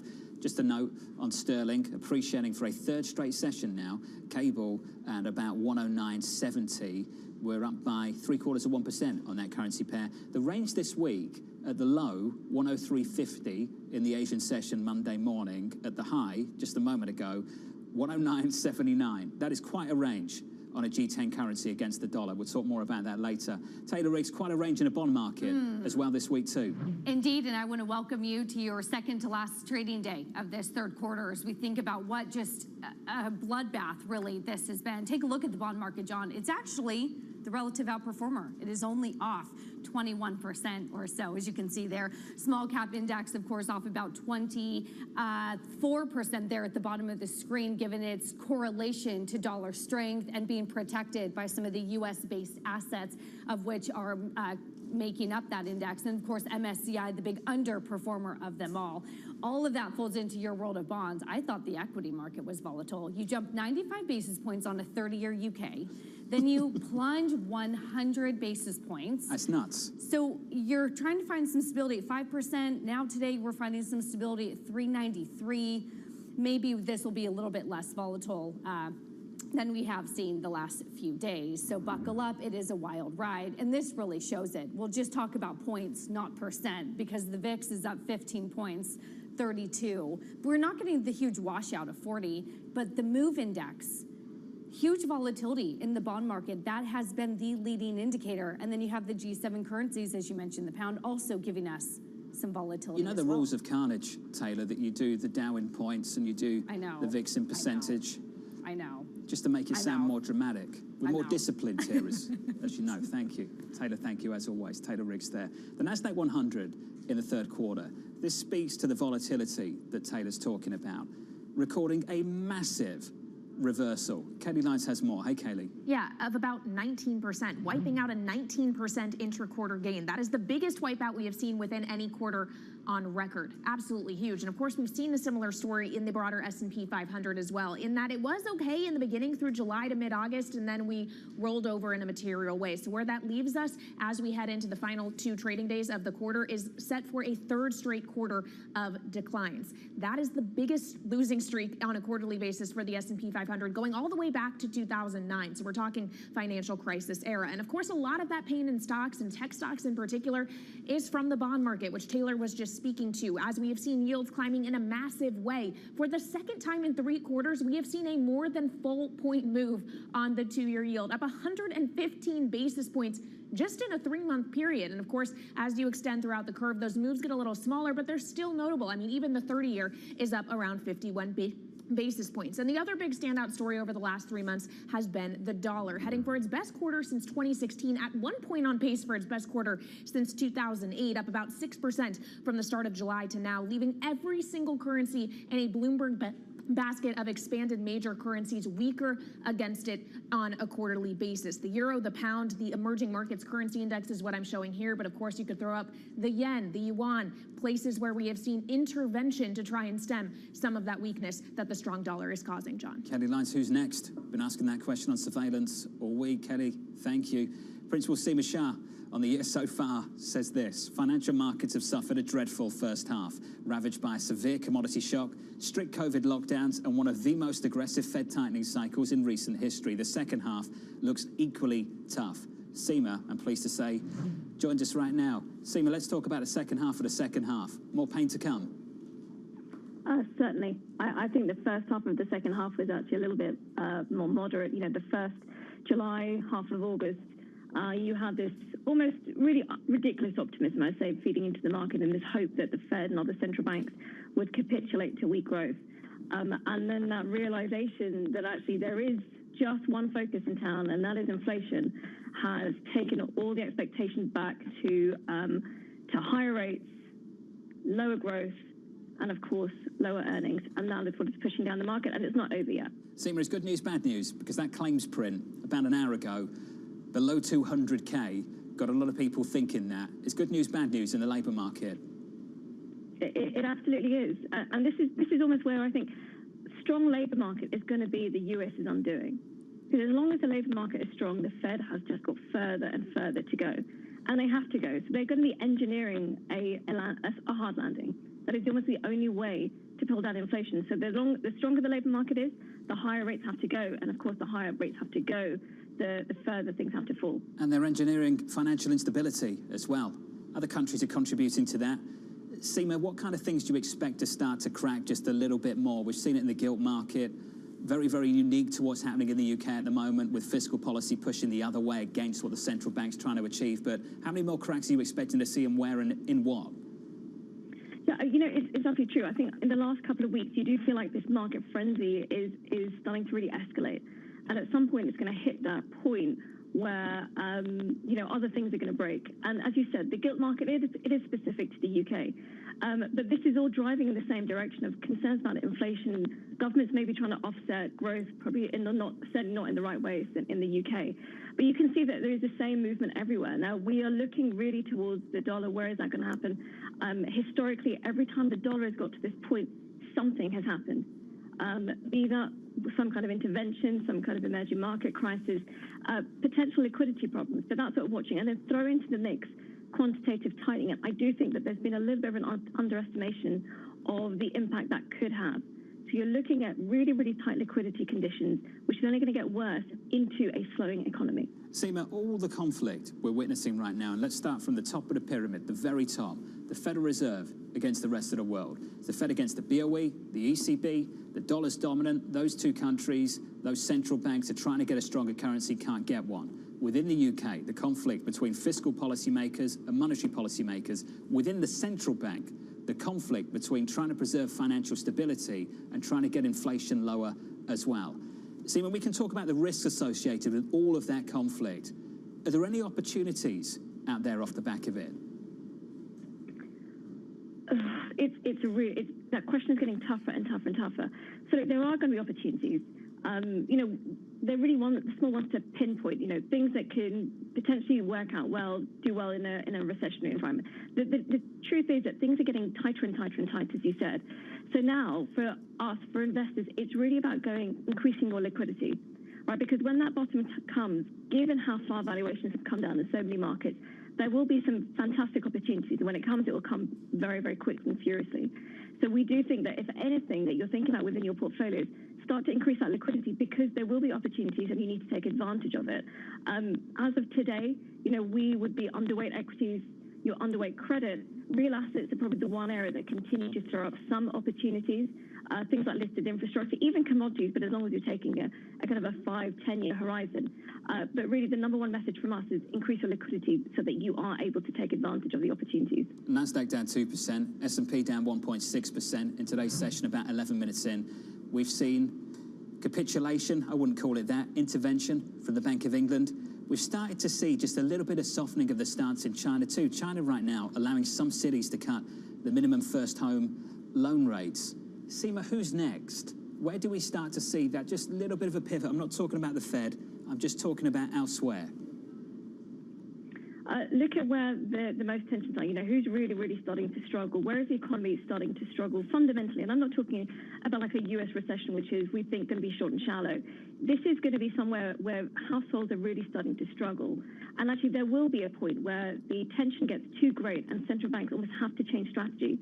But you have to pick out which of the regions. It's not going to be in the US because, fortunately, I should say, the economic conditions are not that dire. You look towards Europe, and actually I think that the ECB, you know, it can raise rates 75 basis points in the next meeting, maybe another 50 at the one after that. But then you're really pushing up against economic tensions. So I'd be looking at everywhere but the US for some kind of capitulation. Italy, yields up big time too. It's not just the Bank of England, it's the ECB that's got to think long and hard about this stuff too. We're up 10, 11 basis points on Italian 10 years today. Seema, thank you. Seema Shah there. Yields up almost everywhere. The Italian 10-year, the ECB talking about hiking rates and QT. Do you want some more Fed speak? It's coming right up. The federal funds rate next year would increase to 4.5 to 4 3/4. It's pretty clear that everybody has in mind a continued increase until we get to that point, I'd say like March 2023. Before the week is out, you'll hear from Mester, Daly, Barkin, Brainerd, Bauman, and then Barkin again, and then Williams, and a whole lot more. That's next.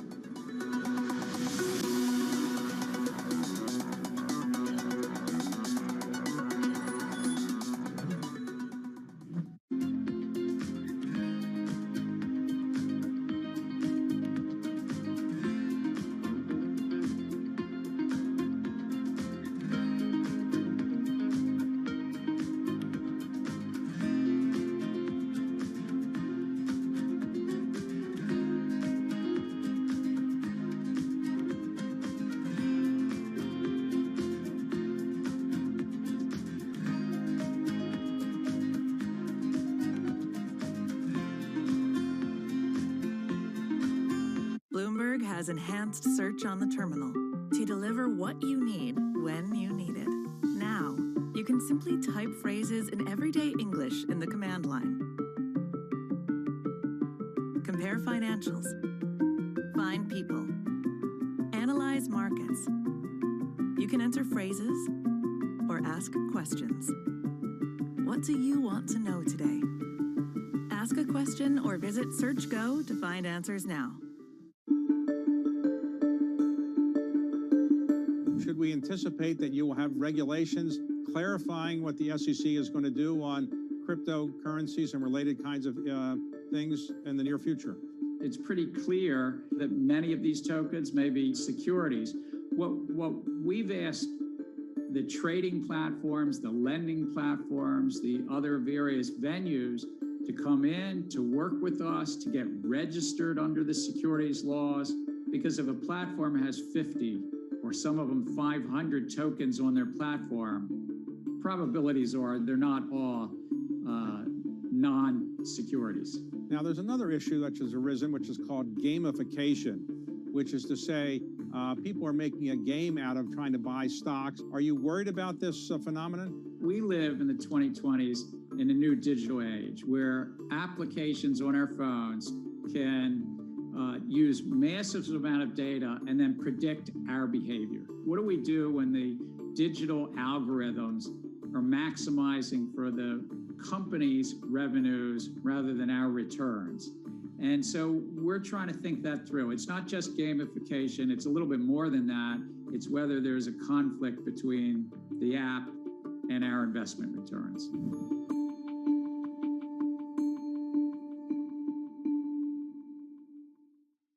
Bloomberg has enhanced search on the terminal to deliver what you need when you need it. Now, you can simply type phrases in everyday English in the command line. Compare financials. Find people. Analyze markets. You can enter phrases or ask questions. What do you want to know today? Ask a question or visit Search Go to find answers now.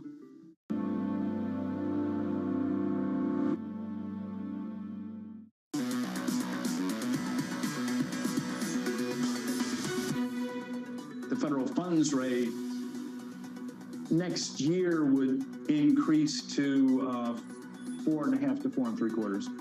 The median of 19 participants said it would be 4.5 to 4 3/4.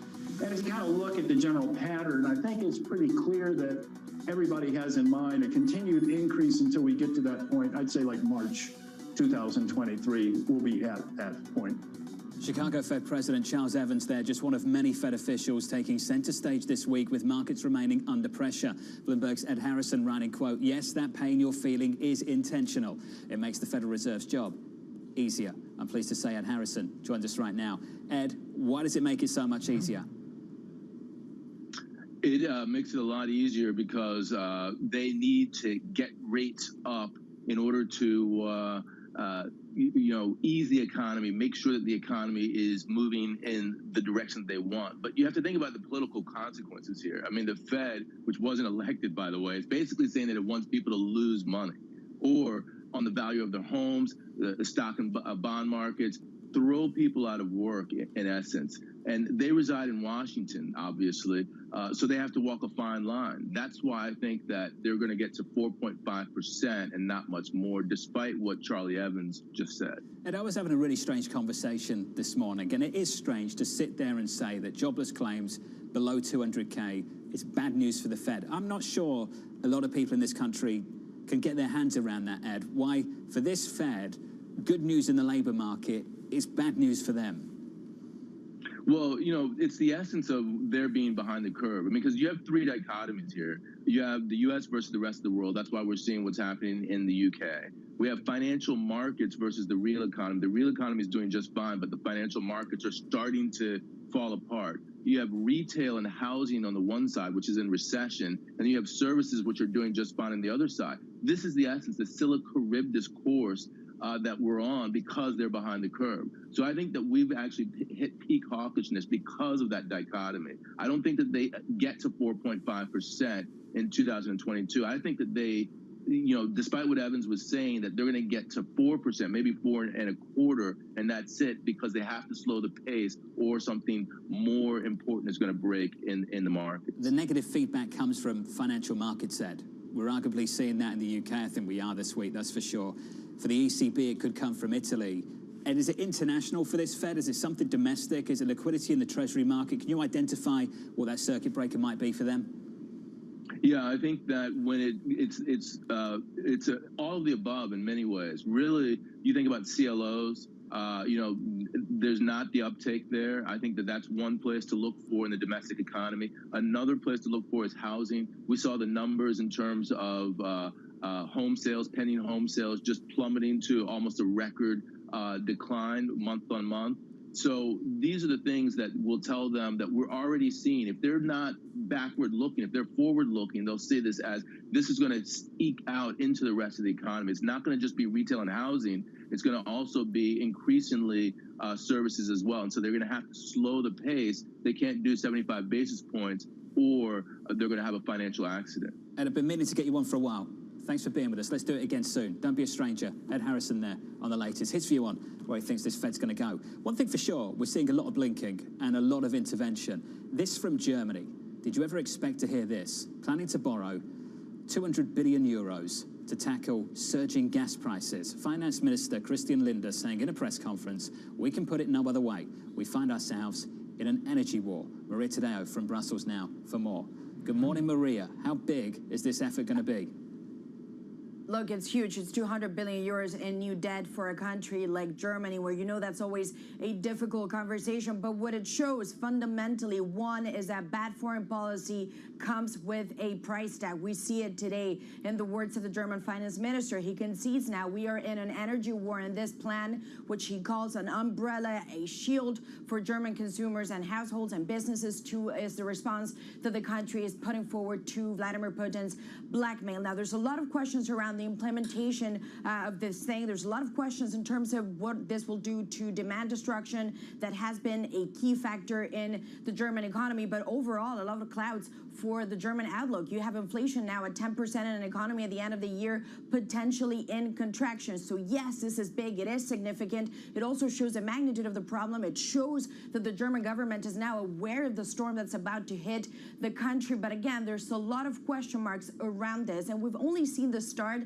of the autumn season. We're in September, Jonathan. We still have months to go before we get to December. So again, a lot of clouds around this. Maria, let's catch up tomorrow on this. The conversation continues. Maria Tadeo there on the latest package out of Germany. Yields up in Germany. Double-digit inflation. in Germany that the ECB is going to try and respond to, and at the same time worry about what happens in Italy.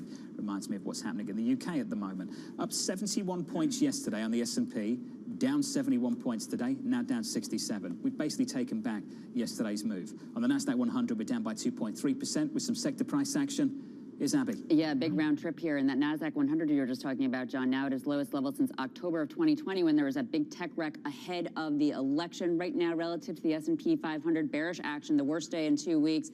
All 11 sectors down. The tech index, the tech sector's down the most. Discretionary. Real estate's in there too, because of course those dividends don't look as good with yields higher. But tech, communication services, most sectors down by more than 1%. So we're not getting a reprieve. Now on the month, it's also equally bearish, more bearish, not surprisingly. All 11 sectors are down. The best sector is healthcare, down 2.1%. But the worst sectors, it is real estate. And again, that has to do with that's a high dividend yield sector. When yields are higher, those dividends look less attractive. Energy down with oil, materials down with the sell-off in commodities, and there's technology also down as yields are higher, just less attractive. Abby, thank you. Up next on this program, your trading diary.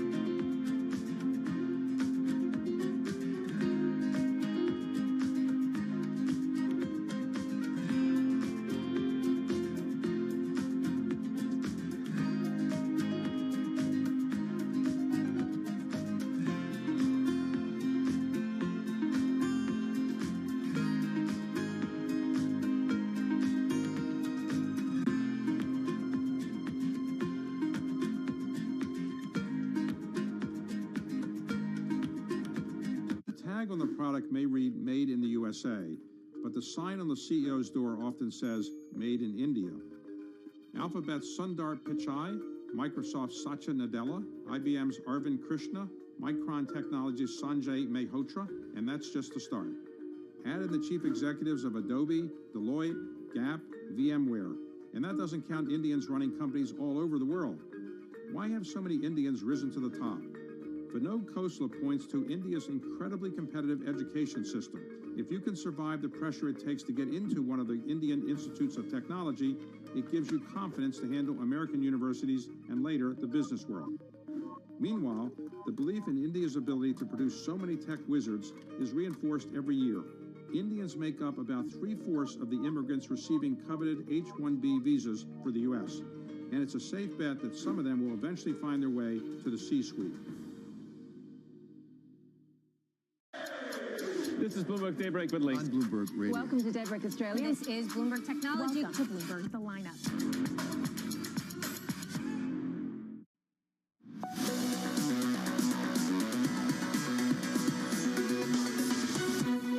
Yields up, stocks down. Rinse and repeat. How many times have you heard me say that this year? 25 minutes in, stocks down by 1.8% on the S&P. On the Nasdaq 100, we're down 2.4%. In the bond market, 2s, 10s and 30s, yields pushing higher once again. On a 2-year, just short of 420. On a 10-year, about 378 with a monster range on that particular maturity so far this week. That's the price section. Is the trading diary. President Biden meeting with heads of Pacific Island nations at 3 p.m. Eastern. The Fed speak continues. Mester and Daly speaking throughout the day. And it's Barkin, Brainerd, Bauman, Williams on Friday. And we round out the week with PCE deflator, personal income and spending numbers. And we'll get the UMich sentiment survey as well on Friday too. From New York City, thank you for choosing Bloomberg TV. This was the countdown to the open. This is Bloomberg.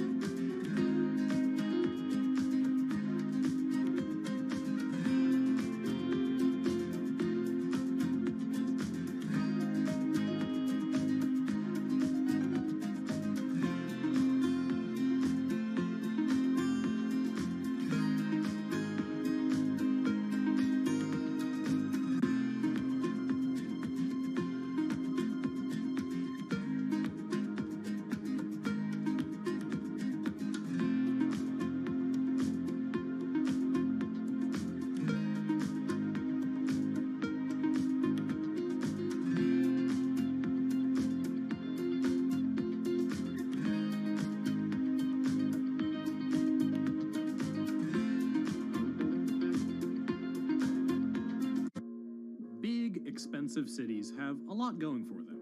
But if you live in one, you've probably noticed that these big, expensive cities keep getting more, well, expensive. You could always move away. You might have just started working remotely, so there's really nothing keeping you there. But then again, moving is a hassle. Well, what if someone paid you 10 grand to do it? What if they threw in free office space, a bicycle, or a gym membership? Programs in cities and states around the US are doing exactly that, and they're getting a lot of interest. We've had over 50,000 applications. About 90,000 applications. We've had over 1,800 applicants from all over North America. So are these nascent programs actually beneficial to their communities and the workers joining them? Or are they little more than flashy advertising campaigns for places looking for an injection of fresh talent?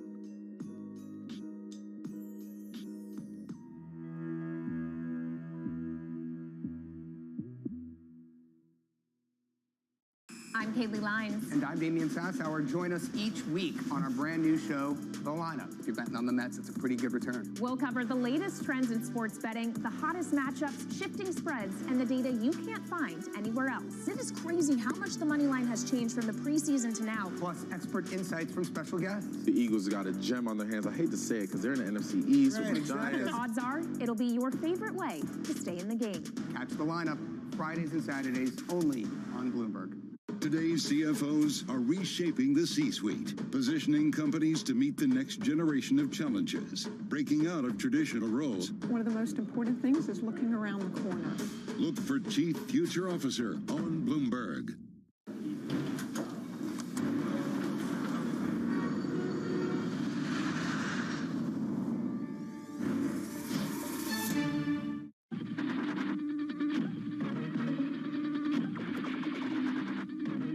Pepsi's Number Fever campaign in the Philippines has probably gone down in history as one of the biggest marketing disasters in history, mainly because of a human error that led Pepsi to print more winning caps than they planned.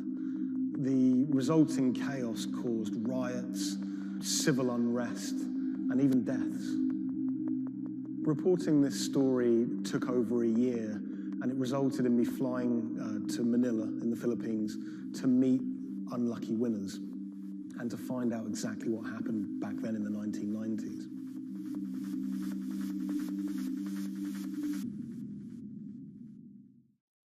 My name is Jeff Maish. I'm a journalist based in Los Angeles. I wrote the story for Bloomberg Business Week about Pepsi's Number Fever campaign. The Philippines is a really interesting country. It's made up of thousands of islands. And it's also a country that's very heavily influenced by America. American culture is everywhere you look in the Philippines. They're obsessed with Frank Sinatra music, for example. They love all things America, and that extends to their love for soft drinks, Pepsi-Cola, Coca-Cola. In the 1990s, it was everywhere. Pepsi and Coca-Cola were embroiled in what is now known as the Cola Wars. It was a fierce battle for market dominance. Number Fever was already a really popular promotion. It had been rolled out in America to great success. And so Pepsi decided to roll it out internationally, particularly in Asia. They thought it was the answer to their problems. They thought it could finally help them beat their biggest competitor.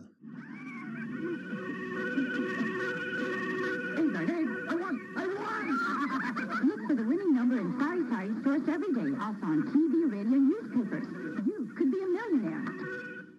$1 million pesos, or $68,000, doesn't sound like a lot now, but in 1992, that was a phenomenal amount of money. You've got to remember that in the Philippines at the time, the average monthly income was about $100, so $1 million pesos was wealth beyond anyone's wildest imaginations. Number Fever caught fire in the Philippines.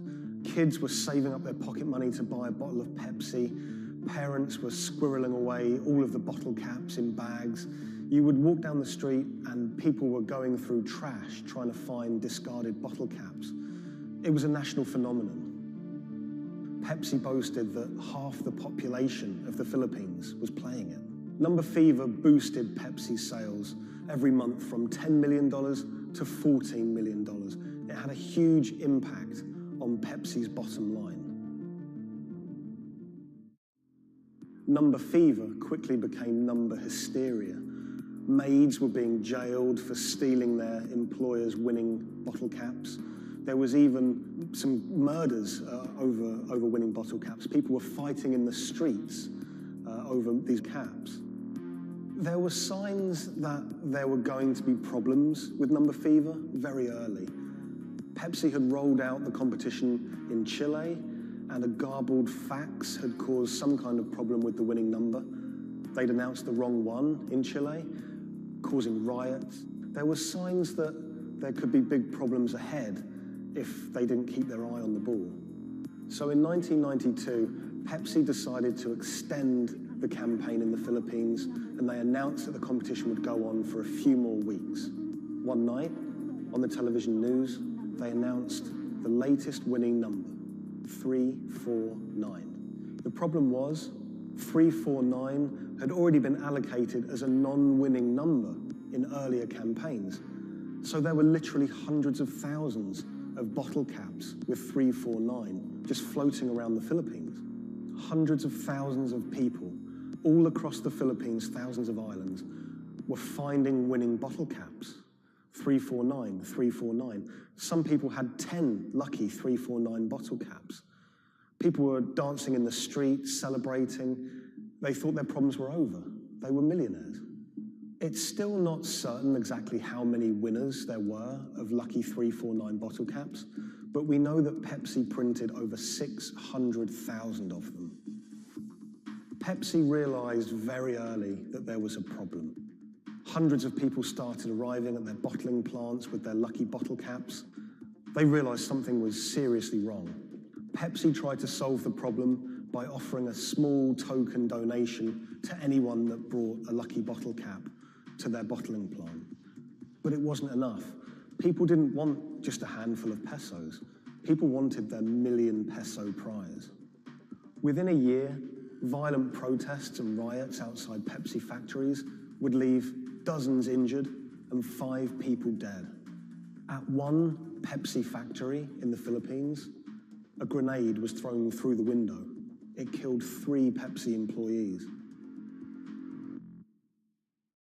Anacita Rosario was a school teacher living near Manila in the Philippines.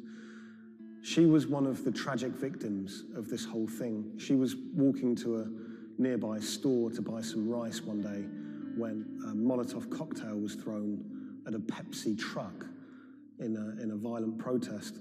It bounced under the truck and exploded. It killed her and an innocent bystander who was just a child and injured many others. When I was in the Philippines, I tracked down Anacita's daughter, Cindy, and her husband, Raul. It was clear to me that they were still very upset by the whole thing. You know, a family had been ripped apart by this competition. And Raul told me that he'd never remarried. He'd told me that he'd gone to meet Pepsi executives after his wife was killed. And he was angry. He said to them, you know, this wouldn't have happened if it wasn't for you, if it wasn't for number fever.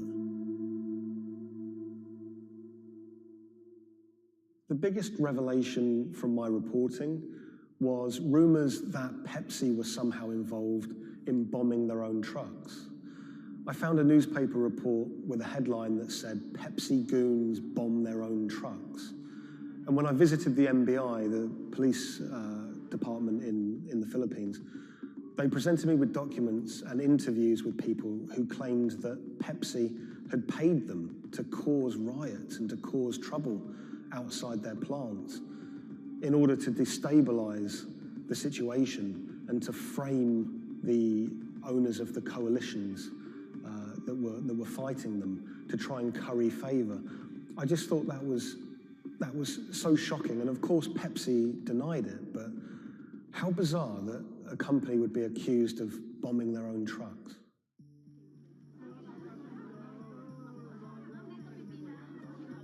The contest had sparked so much anger in the Philippines because it landed at just this really weird time in the Philippines' history. It was during a crazy election that was racked with allegations of fraud. The Philippines was in a kind of love-hate relationship with America. They loved, obviously, the American aid and finances that was pouring into the country, but at the same time, they yearned for independence. They wanted to be their own country. Vicente Del Fierro was a local preacher living in Manila, and he hated the Number Fever campaign. Del Fierro thought Pepsi's Number Fever campaign was just one of the many ways that America was asserting its dominance over a third world country. He hated seeing his fellow countrymen get ripped off, in his eyes, by this huge multinational American company. He wanted justice. Del Fierro rounded up over 800 winners of 349 bottle caps, and he got them all together to sue Pepsi for over $400 million to be divided between those holders of lucky bottle caps. Del Fierro took money from some of the people who could afford it. They paid him 500 pesos to help with legal fees. But for people who couldn't afford the money, he would just represent them pro bono. The alliance is to build up pressure on Pepsi. And so you see people marching the streets. So we had mounted our own campaign, even in the U.S. He flew to America and he hired two consumer lawyers here in America to take on Pepsi. He had a meeting at Pepsi's headquarters to try and resolve the problem, but he said he wanted to take it all the way to the highest courts in America. When those cases were heard in America, those courts decided that this was a problem that should be heard in the Philippines, not in America. Back in the Philippines, Del Fierro continued his case in the Filipino courts. At one stage, there were arrest warrants handed out for 9 Pepsi-Cola executives, which he saw as a big victory. We don't know if those arrest warrants were ever upheld, but it made newspaper headlines across the country. Pepsi did not take kindly to Del Fierro's campaign. They tried everything to shut him down. They sued him for libel. My father had to attend 3 times a month for a branch 145 and another hearing for the branch 113, also 3 times a month. Also, there was a time my father was hospital due to heart failure. Still, he had to attend the 2 branch hearing. Otherwise, for not attending, the judge will issue warrant of arrest to my father. My father passed away January 13, 2010. After staying for almost 1 year in the hospital, he died of complication due to heart failure. After the death of my father, I was inspired to do the website. PepsiCo will be remembered for what they did to the consumer in the Philippines and to my father. When I reached out to Pepsi for comment for this story, they claimed that they didn't have access to anyone who was working at Pepsi that was around in those days. They also said that during COVID-19, they didn't have access to their documents about this, but you know, they were very careful to say that they were sorry for everything that happened, and we do know that Pepsi did try everything to try and make this right. The Pepsi Number Fever disaster cost the company millions. We know that they paid up to $10 million in those goodwill payments, but the financial effect could be much greater. After the disaster, we know that Pepsi sales dipped. They were overtaken by Coca-Cola again. Pepsi's Number Fever disaster changed the legacy of that soft drink in the Philippines forever. Some people of a certain age won't touch it. For many people, Pepsi is a taboo word. A lot of the people that I spoke to were still quite traumatized by their experience, by that experience of winning $1 million pesos, losing it, and then returning to their normal life in poverty in Manila.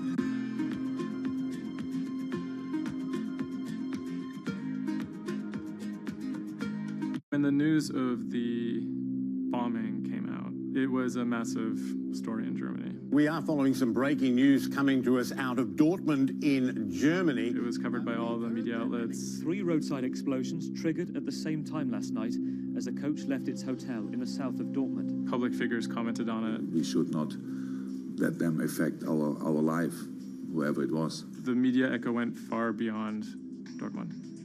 I think it was front page news in every single big paper around Europe. Everyone thought of like a terrorist attack, and people were scared that throughout the city in Dortmund there was more attacks to be happening. Unbeknownst to investigators, just after the bomb went off and the players of the team were shell-shocked, the person who had masterminded the attack was actually sitting in the hotel eating steak and sweet potatoes.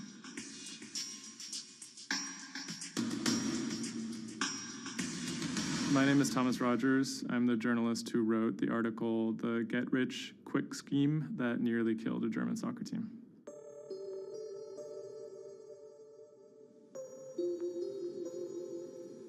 Dortmund is a mid-sized city in the western part of Germany in a state called North Rhine-Westphalia.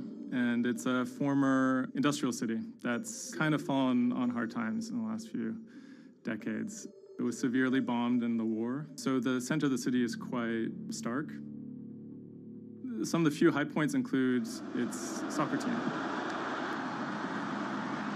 My name is Ike Henning. I'm a reporter with Bloomberg News, and I'm a great fan of Borussia Dortmund. Dortmund fans are super loyal. On all match days, the entire city is in black and yellow. It's like a religion. I think more than most German cities, soccer does play a very large role in the identity of Dortmund. In October of 2000, the BVB became the first team in the Bundesliga to actually go public. Salaries for soccer players in the Bundesliga have gone up very dramatically. With such high prices, they thought that by going public, they would be able to compete better with big teams like Bayern Munich. Unfortunately, that didn't go too well. Dortmund bought too many expensive players, high wages, and the club almost went bust in 2005. The price of their shares, it has sometimes gone up, but mostly gone down since they made that decision.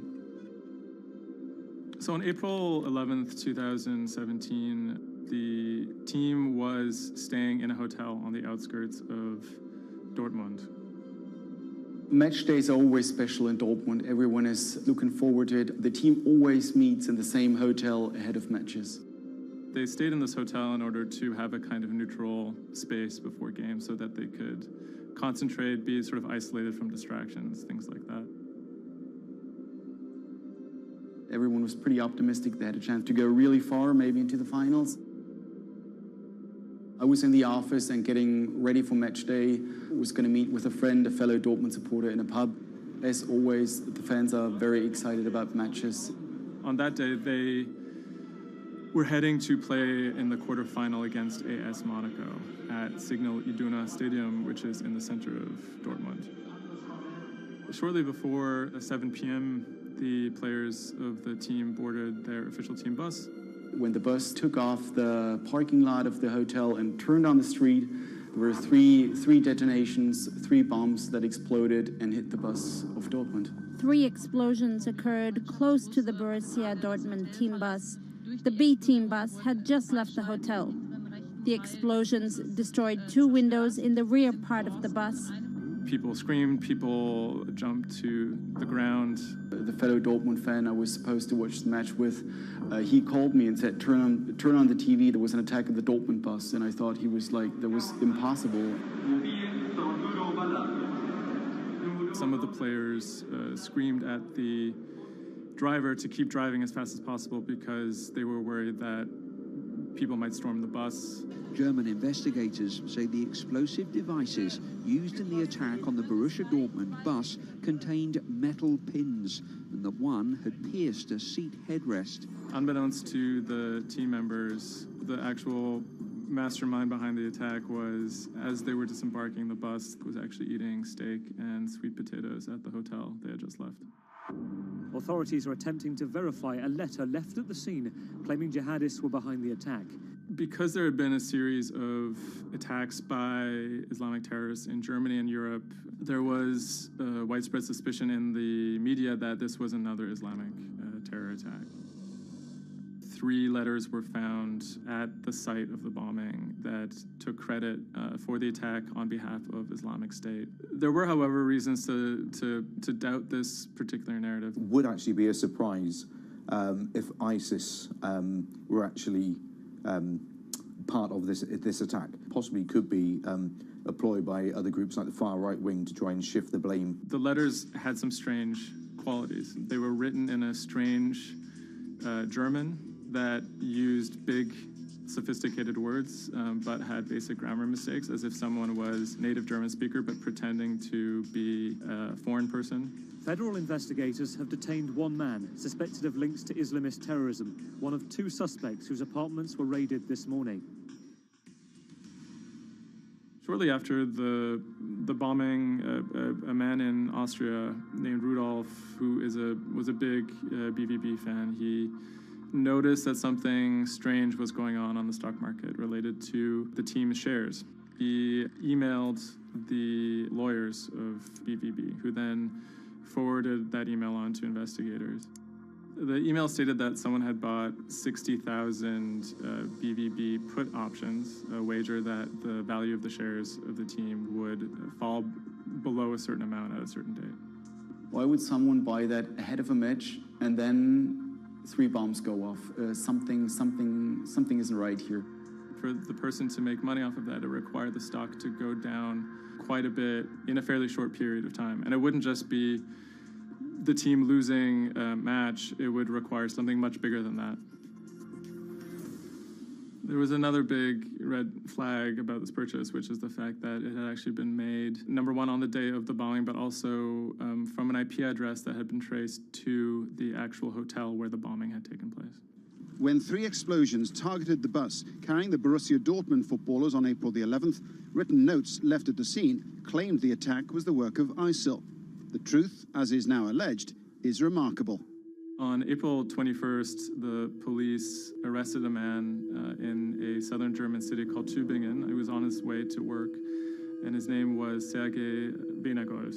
He seemed like an unlikely suspect because he had no known connections to the Islamic terror world. He didn't seem like a far-right extremist. He didn't seem like a left-wing extremist either. He seemed to be a completely unremarkable young man. A 28-year-old German-Russian man, named only as Sergei W., stayed in the same hotel as the players on the night before the bombing.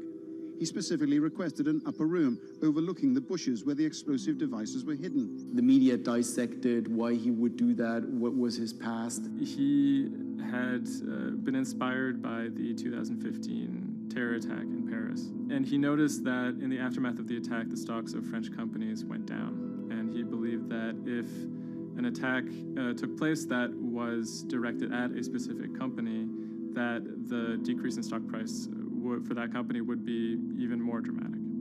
It never occurred to anyone that someone would do that out of greed. We now know that the suspect bought 3 different derivatives on the Borussia Dortmund shares. With all these derivatives, he bet on falling shares. The suspect bought the majority of these financial products on the 11th of April, the day of the attack. If the plot had been completely successful and the stock had reached a value of 0, Benegold would have made up to 570,000 euros, or the equivalent of about $608,000. Ultimately, the plan completely backfired. The attacker, Sergei Benegold, didn't make any money. In fact, he lost money. In court, he would be extremely quiet. He usually kept his hands clasped together. One of the lawyers actually commented that he had never seen a defendant act so calmly. Weinergold had served some time in the German military. From that information and from online research, he was able to figure out how to assemble remote detonated bombs that would do what he hoped to do. There were a few days of extremely emotional testimony, including the soccer players who described doubting whether or not they could ever play another game again. It brought everything back up, and it didn't quite help them to kind of process what was going on. Throughout it all, he sat there completely silent. The big mystery that was swirling around the trial was the question of why he may have simply done it because he wanted to impress a woman. Rebecca is a young woman who has a very troubled home life. She ultimately sees her relationship with Weinergold as an opportunity to leave that troubled home. Weinergold is a Russian immigrant to Germany. He speaks with an accent. He has anxiety in large groups of Germans. She begins to resent the fact that he has these fears and feels a little bit trapped. Rebecca attempts to dump him on multiple occasions, and he threatens to commit suicide if she leaves him. Weinergold apparently told Rebecca that she would soon be seeing a surprise. After being dumped via text message, he apparently began planning for this attack in earnest. Weinergold was charged with 28 counts of attempted murder, which carried a maximum sentence in Germany of life in prison. He claimed that he had nothing to do with the attack, but as time went on, he admitted that he had actually been the person who had built the explosives and had set them off. But he claimed that he didn't want to actually kill anybody. Ultimately, Weinergold didn't receive the harshest possible sentence. He was given 14 years in prison, but it's still a considerable amount in jail in Germany.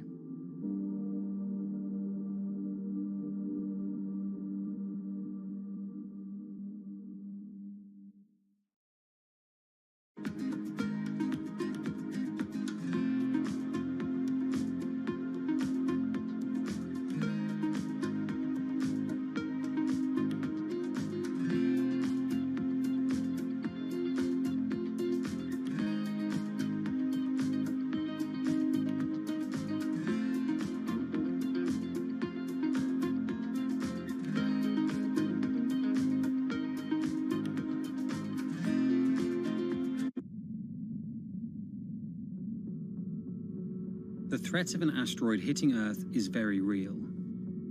If it's big enough, it's also very final. These are very, very infrequent events. The probability is not zero, though. A blinding flash of light streaking across the sky. About 100 tons of space rock falls on Earth every day. Most of it is so small it burns up in our atmosphere or lands unnoticed away from major populations. No human in the past 1,000 years is known to have been killed by a meteorite, and according to NASA, no large object is likely to strike the Earth any time in the next several hundred years. However, one thing is certain: we haven't found them all. There are thousands out there, and we don't know where they are.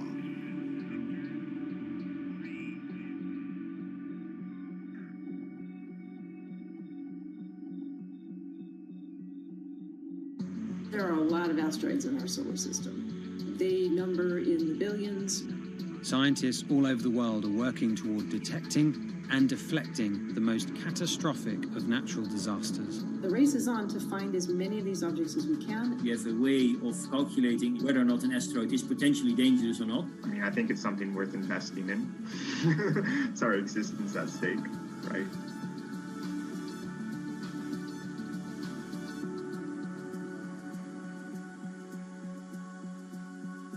Amy, let's get this one out of the way. It's probably the question you get asked the most, but how scared should we be?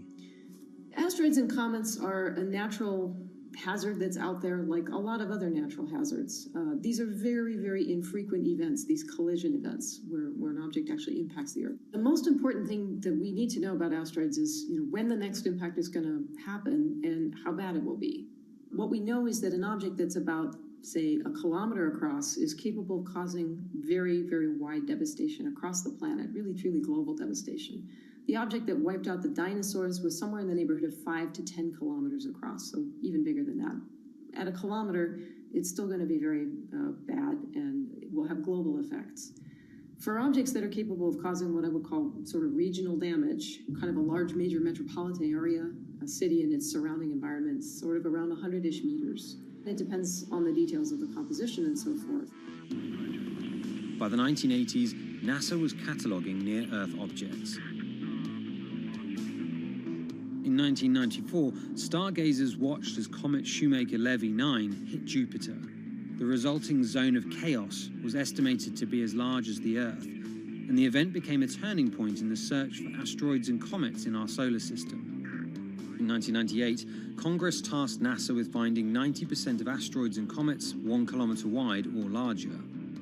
Soon after, Hollywood blockbusters Armageddon and Deep Impact brought attention and fear to the masses. The great news is that the vast majority, more than 90% of all the really large 1 kilometer near-Earth objects have been found. The challenge now is working down to these smaller sizes that are still quite capable of causing a lot of damage, but they're just harder to spot because they're fainter, they're smaller. Can you give us a sense of how many are out there in our solar system? We know that there are a lot of asteroids in our solar system. They number in the billions. Most of them, however, are between Mars and Jupiter in what we call the main asteroid belt. This is a region of space where most of the asteroids in the inner part of our solar system live, and they stay there for many billions of years. There is another population, though, that kind of leaks inward and gets into the region somewhat close to the Earth, and we call these near-Earth objects.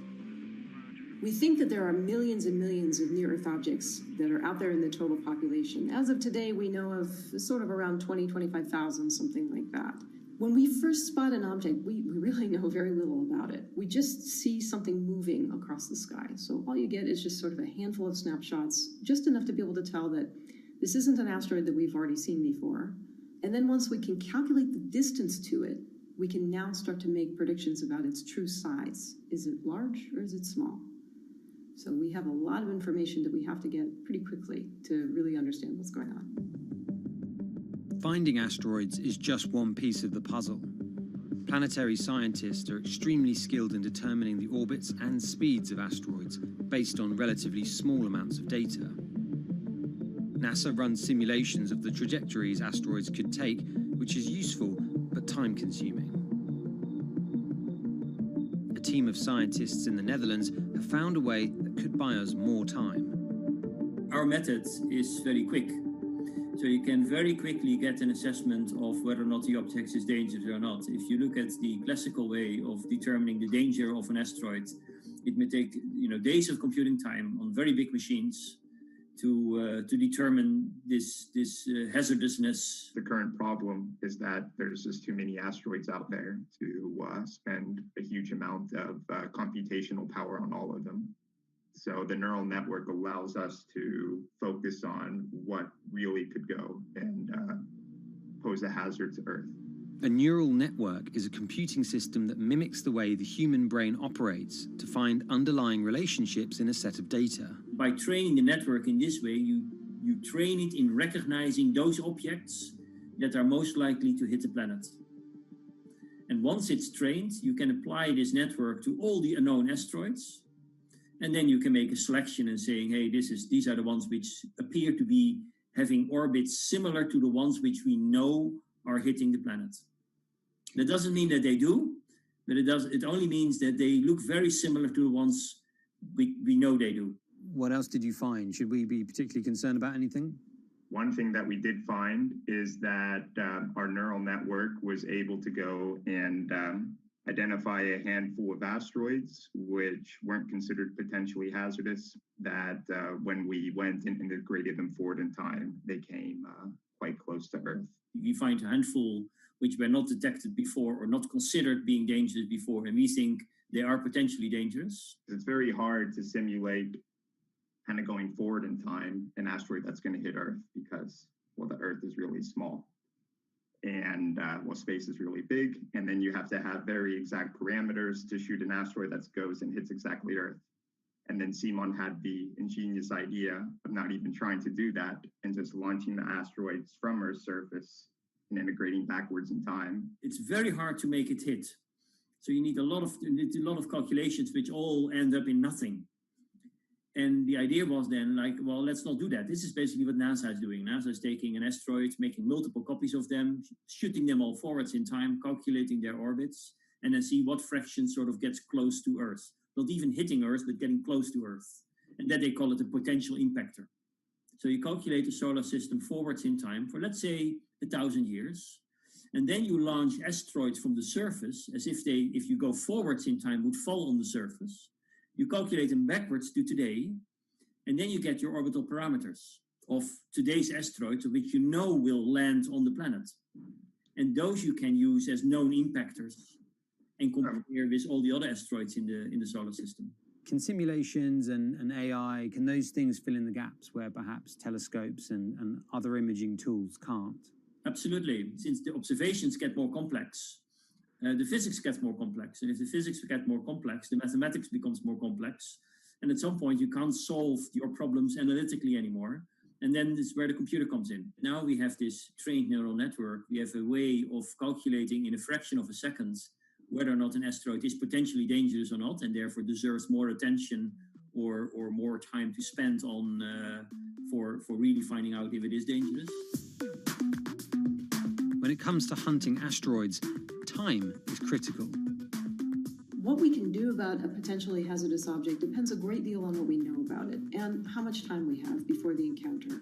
We'd really like to find them when they're decades away, because the more time you have, the more options you have, and the less energy it takes to move an object aside.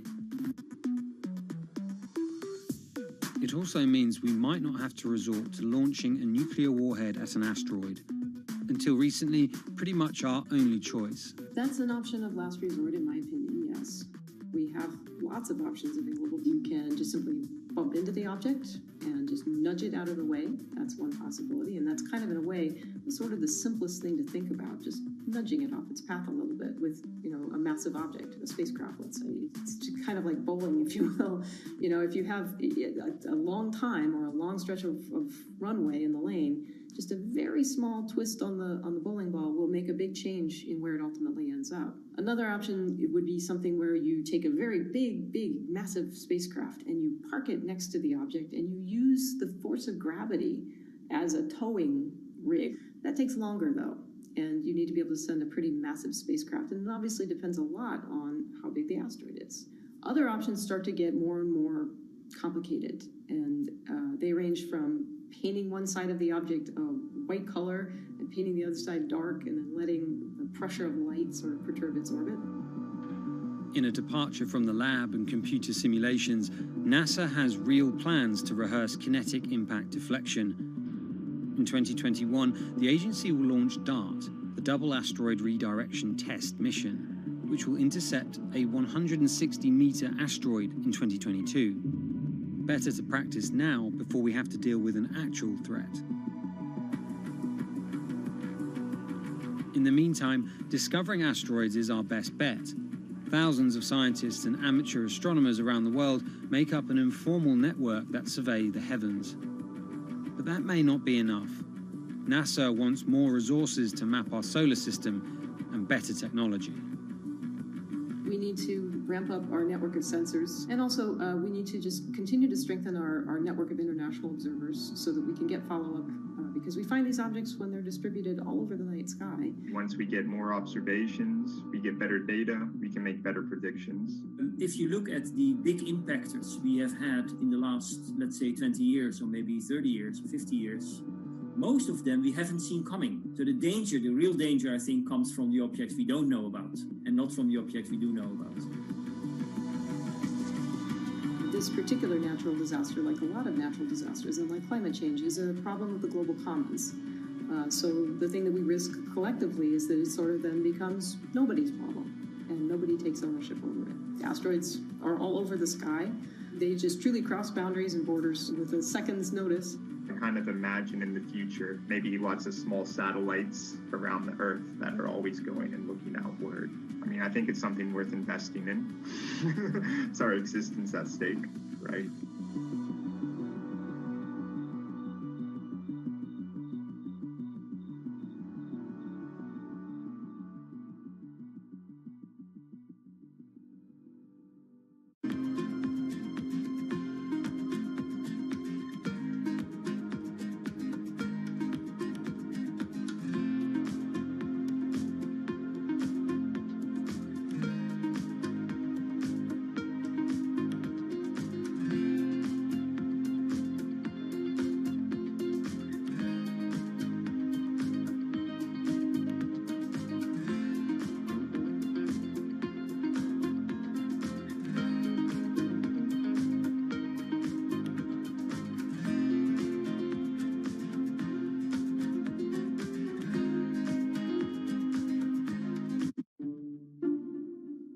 The pandemic has affected everyone in different ways.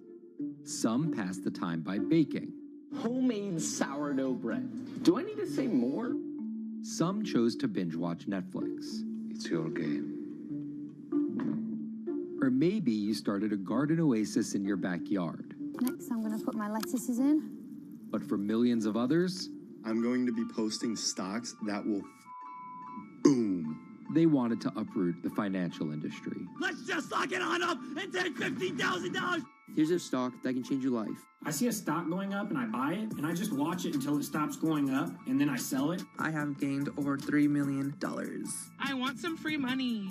I don't think you can overstate the online communities or social media's influence on financial markets. A large group of inexperienced investors who discuss their plans on social media platform Reddit have shaken up the stock market in a big way. The stock that everybody's talking about right now is GameStop. Video game retailer GameStop is set to continue their head-spinning ascent today. The revolutionaries on Reddit are spanking Wall Street's ass. The more these stocks go up, the more the big guys are getting creamed and losing billions of dollars. This isn't a wealthy person's game anymore. Anyone can play it. I took up a little bit of a new hobby, and I am interested in day trading. As an investor nowadays, you don't have to look a specific way. You don't have to wear specific clothes. You don't have to be doing it from a trading floor on Wall Street in like a high-rise building in downtown Manhattan. The narrative of what's driving the markets is no longer being held in secret offices in New York and Boston of privileged people talking to other privileged people. It's right out in the open.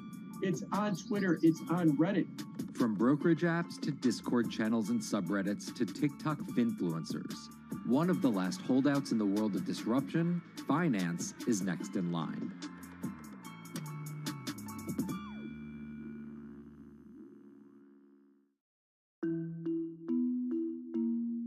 Investing should be as ubiquitous as shopping online. That's Vlad Tenev, the CEO of Robinhood, the online brokerage app, talking about how he wants his app to disrupt the world of stock trading like Amazon disrupted the world of home shopping. And I think that speaks to exactly the mission that a platform like Robinhood has, which is to democratize investing. Robinhood was started in 2013 by Vlad Tenev and Baiju Bhatt in, where else, Silicon Valley, as an alternative to the big brokerages, but with one big difference. As they were building the social network around finances for people, they realized that there was a gap in the market and that free trading could become something that they could bring to the markets, they could disrupt the industry. While no-fee trading is industry standard today, it was unheard of when it was first introduced. The online brokerage industry was really innovative when they came on the scene 10, 15 years ago, but they kind of stopped innovating where you haven't seen those commissions come down beyond $5 or $6 or $7.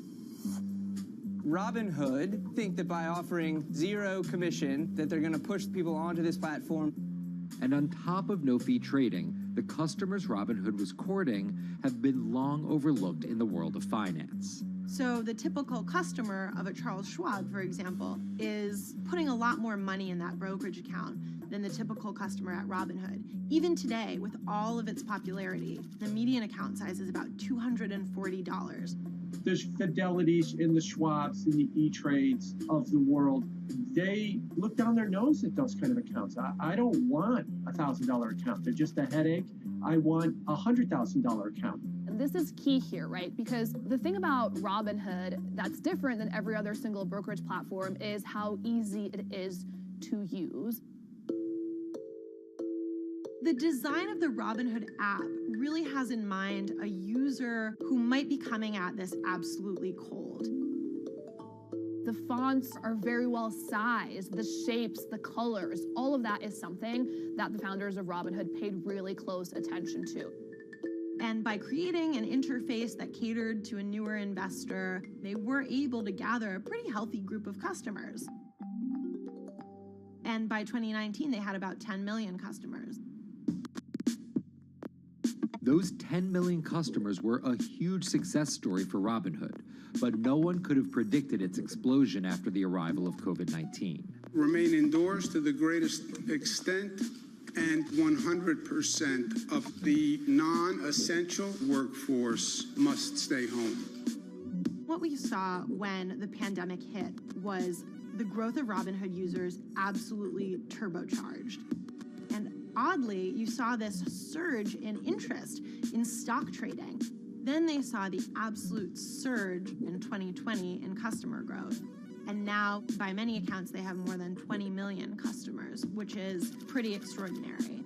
So the next step for them is to figure out how to monetize those users and how, even with their small account sizes, to get them to grow with the company and, as it releases more products, come along with them.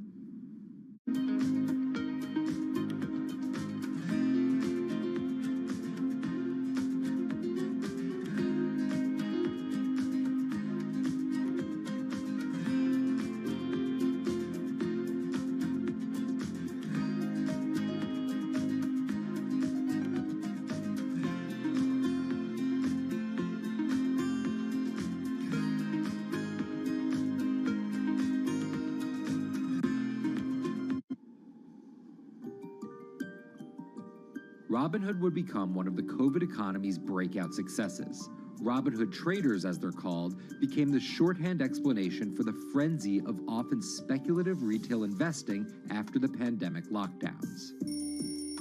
Kids wake up in the morning, they go on Robinhood. They're, in the shower, they check Robinhood.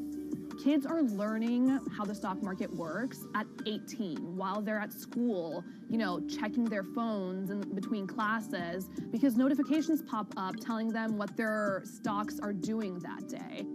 With these new tools, millennials and Gen Z are investing in the market in ways their parents could have never even dreamt of. That is sort of key when we talk about the divide between older and younger generations, is that the younger generation was exposed to so much more information and tools at their disposal to do what they want in the market.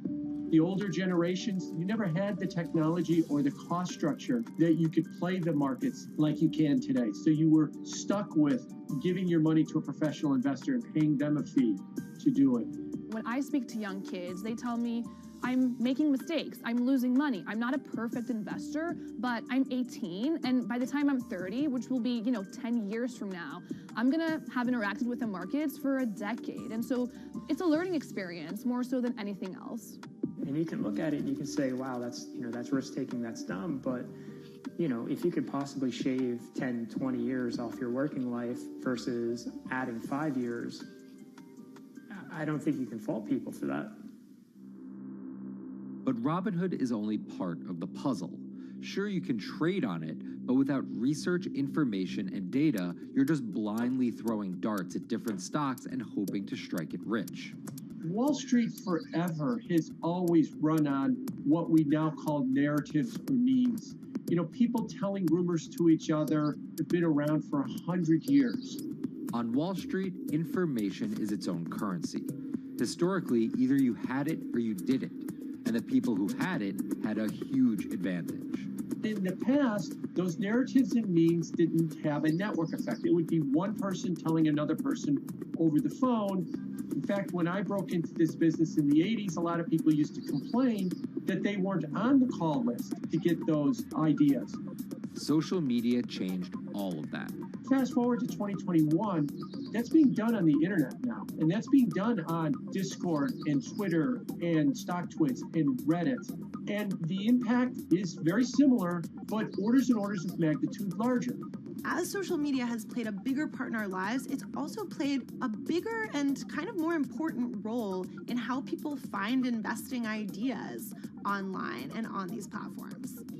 How do those ideas spread? On TikTok. Yes, that TikTok. Soon may the weatherman come to bring us sugar and tea and rum. People aren't just going to it for sea shanty videos. The personal finance hashtag on TikTok has garnered 3.5 billion views from its 1 billion monthly active users. By comparison, videos found under the cooking and health tips hashtag have 2.6 and 2.1 billion views respectively. The trajectory of Robinhood and TikTok were literally on par. What happened in the stock market this week? So the word of the week is expectations. Absolutely essential that you guys understand the risks of shorting. And Kayla Kilbride and Kyla Scanlon are two of those financial influencer TikTokers, also known as finfluencers. I think people still care about fashion, they care about culture, but it's also like there's this big behemoth thing called the stock market that we really don't know a whole lot about, and it's gatekept behind the industry. And so people like want to unpack that. And so my audience is, a lot of them are younger investors who are looking to hone their skills. Tech and write-up. Kyla and Kayla are two of the more, let's say, professional TikTok influencers. The Tesla ARK Bitcoin Biotech Risk Cluster. I've been trading since high school, and it was a really interesting way for me to fill out my decision-making frameworks and to think about thinking.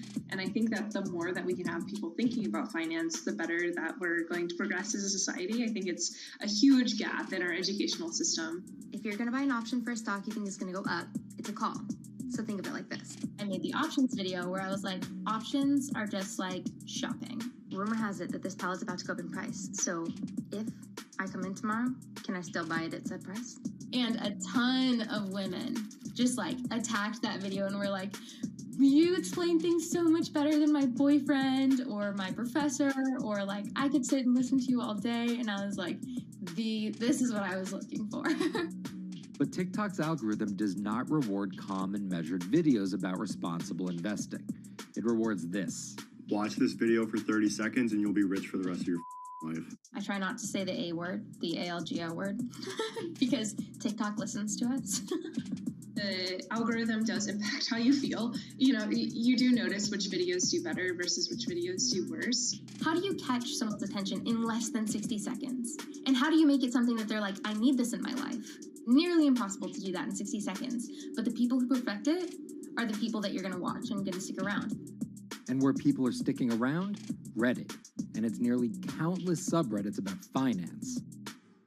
And by far the biggest one of those is Wall Street Bets. There's a lot of social media platforms out there, but Reddit is like the social media platform for finance. Places like Wall Street Bets is where it all goes down. Started in January 2012, it wasn't long before Wall Street Bets adopted a 4chan-like etiquette, leading to their tagline, like 4chan found a Bloomberg terminal. We had all these unexplained stock moves, and we would be grasping for why stock XYZ jumped 20% in a day. And you would look at Wall Street Bets, and you would see people there talking about buying options in that stock, and it sort of, squared the circle, so to speak, and started making sense. And it was at that point that it was like, wow, we have to start paying attention to this. Some people on the platform really spend tons of time, and others are just looking for entertainment and to have a little bit of fun, effectively gambling or looking for an outlet, trying to make a little bit of money. Then on top of all of that, there were stimulus checks. Now, clearly this money is going to people who need to use that to eat, to live, but there's a lot of people who use this money to invest in the stock market. And it's not just stock tips. People quote-unquote YOLO their entire life savings or stimulus checks on a single stock. They post what is called gain and loss porn, screen-grabbing staggering hits and misses on stocks for the entire community to see. I'm about to lose everything. And while some of the people on Wall Street Bets are novice investors, the community contains multitudes. In one respect, what it did show us among these network groups is they are very sophisticated. They're not a bunch of ignorant people talking to other ignorant people. And this is where the pieces of the puzzle all come together to wreak havoc on Wall Street for a solid week in early 2021. It's pretty clear that the combination of more people having retail brokerage accounts and trading apps and more people being stuck at home looking for some kind of entertainment and some kind of community online came together in this very singular way. What came together is GameStop. Let's go back to the beginnings of what happened with GameStop a couple of years ago. On the boards like Reddit and StockTwits, a lot of people were talking about GameStop as being attractive value. Some of them are even, Wall Street alums who left the industry and now still have access to tools that they can use to improve their financial well-being and make very good decisions. And I think Roaring Kitty is a perfect example of that. GameStop is one of the most compelling asymmetric opportunities in the market today. Really, I don't understand how you could disagree with that. At the same time that this crowd was talking it up, the hedge fund institutional crowd didn't like this stock at all, and it had the largest short interest of any stock in the New York Stock Exchange going into late 2020. Short selling is a bet that a stock price will fall, and it's a fairly simple concept. An investor borrows a stock and then sells it. The investor is betting on buying the stock back later for a lower price, before returning it to the original owner, pocketing the price difference.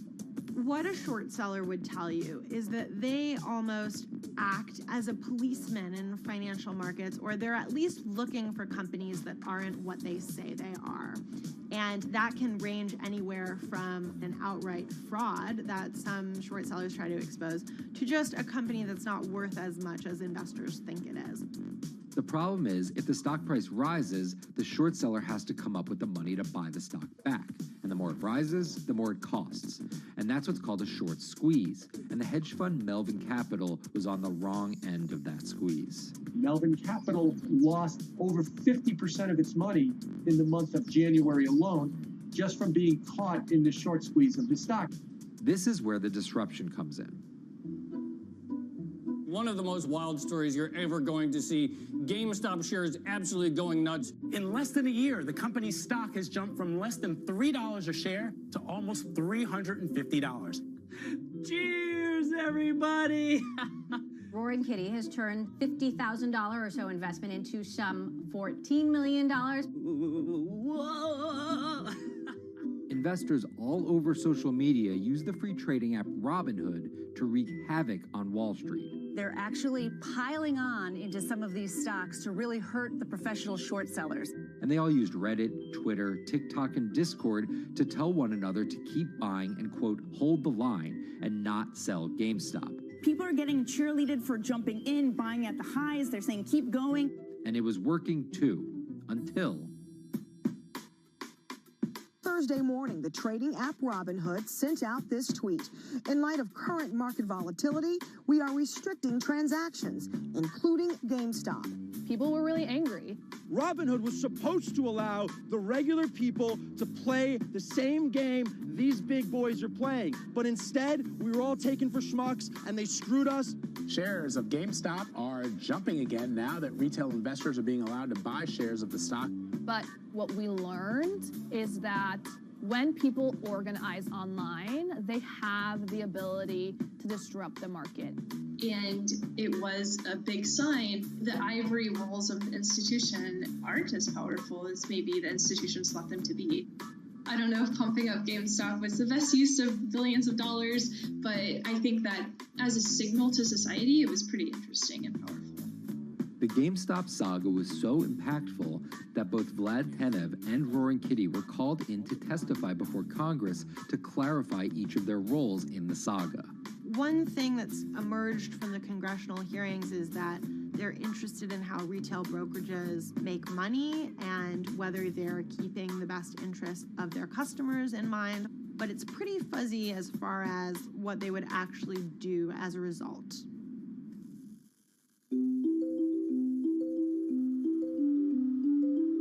While the frenzy around GameStop eventually subsided, it didn't take long for retail investors to find other areas to invest their money. Take a look at Bitcoin going bananas over the weekend. Bitcoin forms a brand new all-time high. It was after GameStop started to drop that we saw Bitcoin really go up to over 60,000. How much further does this rally have to run? It's compelling to say that money shifted from one venue to the other. While correlation doesn't equal causation, there's a chart out there showing an inverse correlation on meme stocks going down and cryptocurrencies going up. There's definitely an aspect where people are making money on stock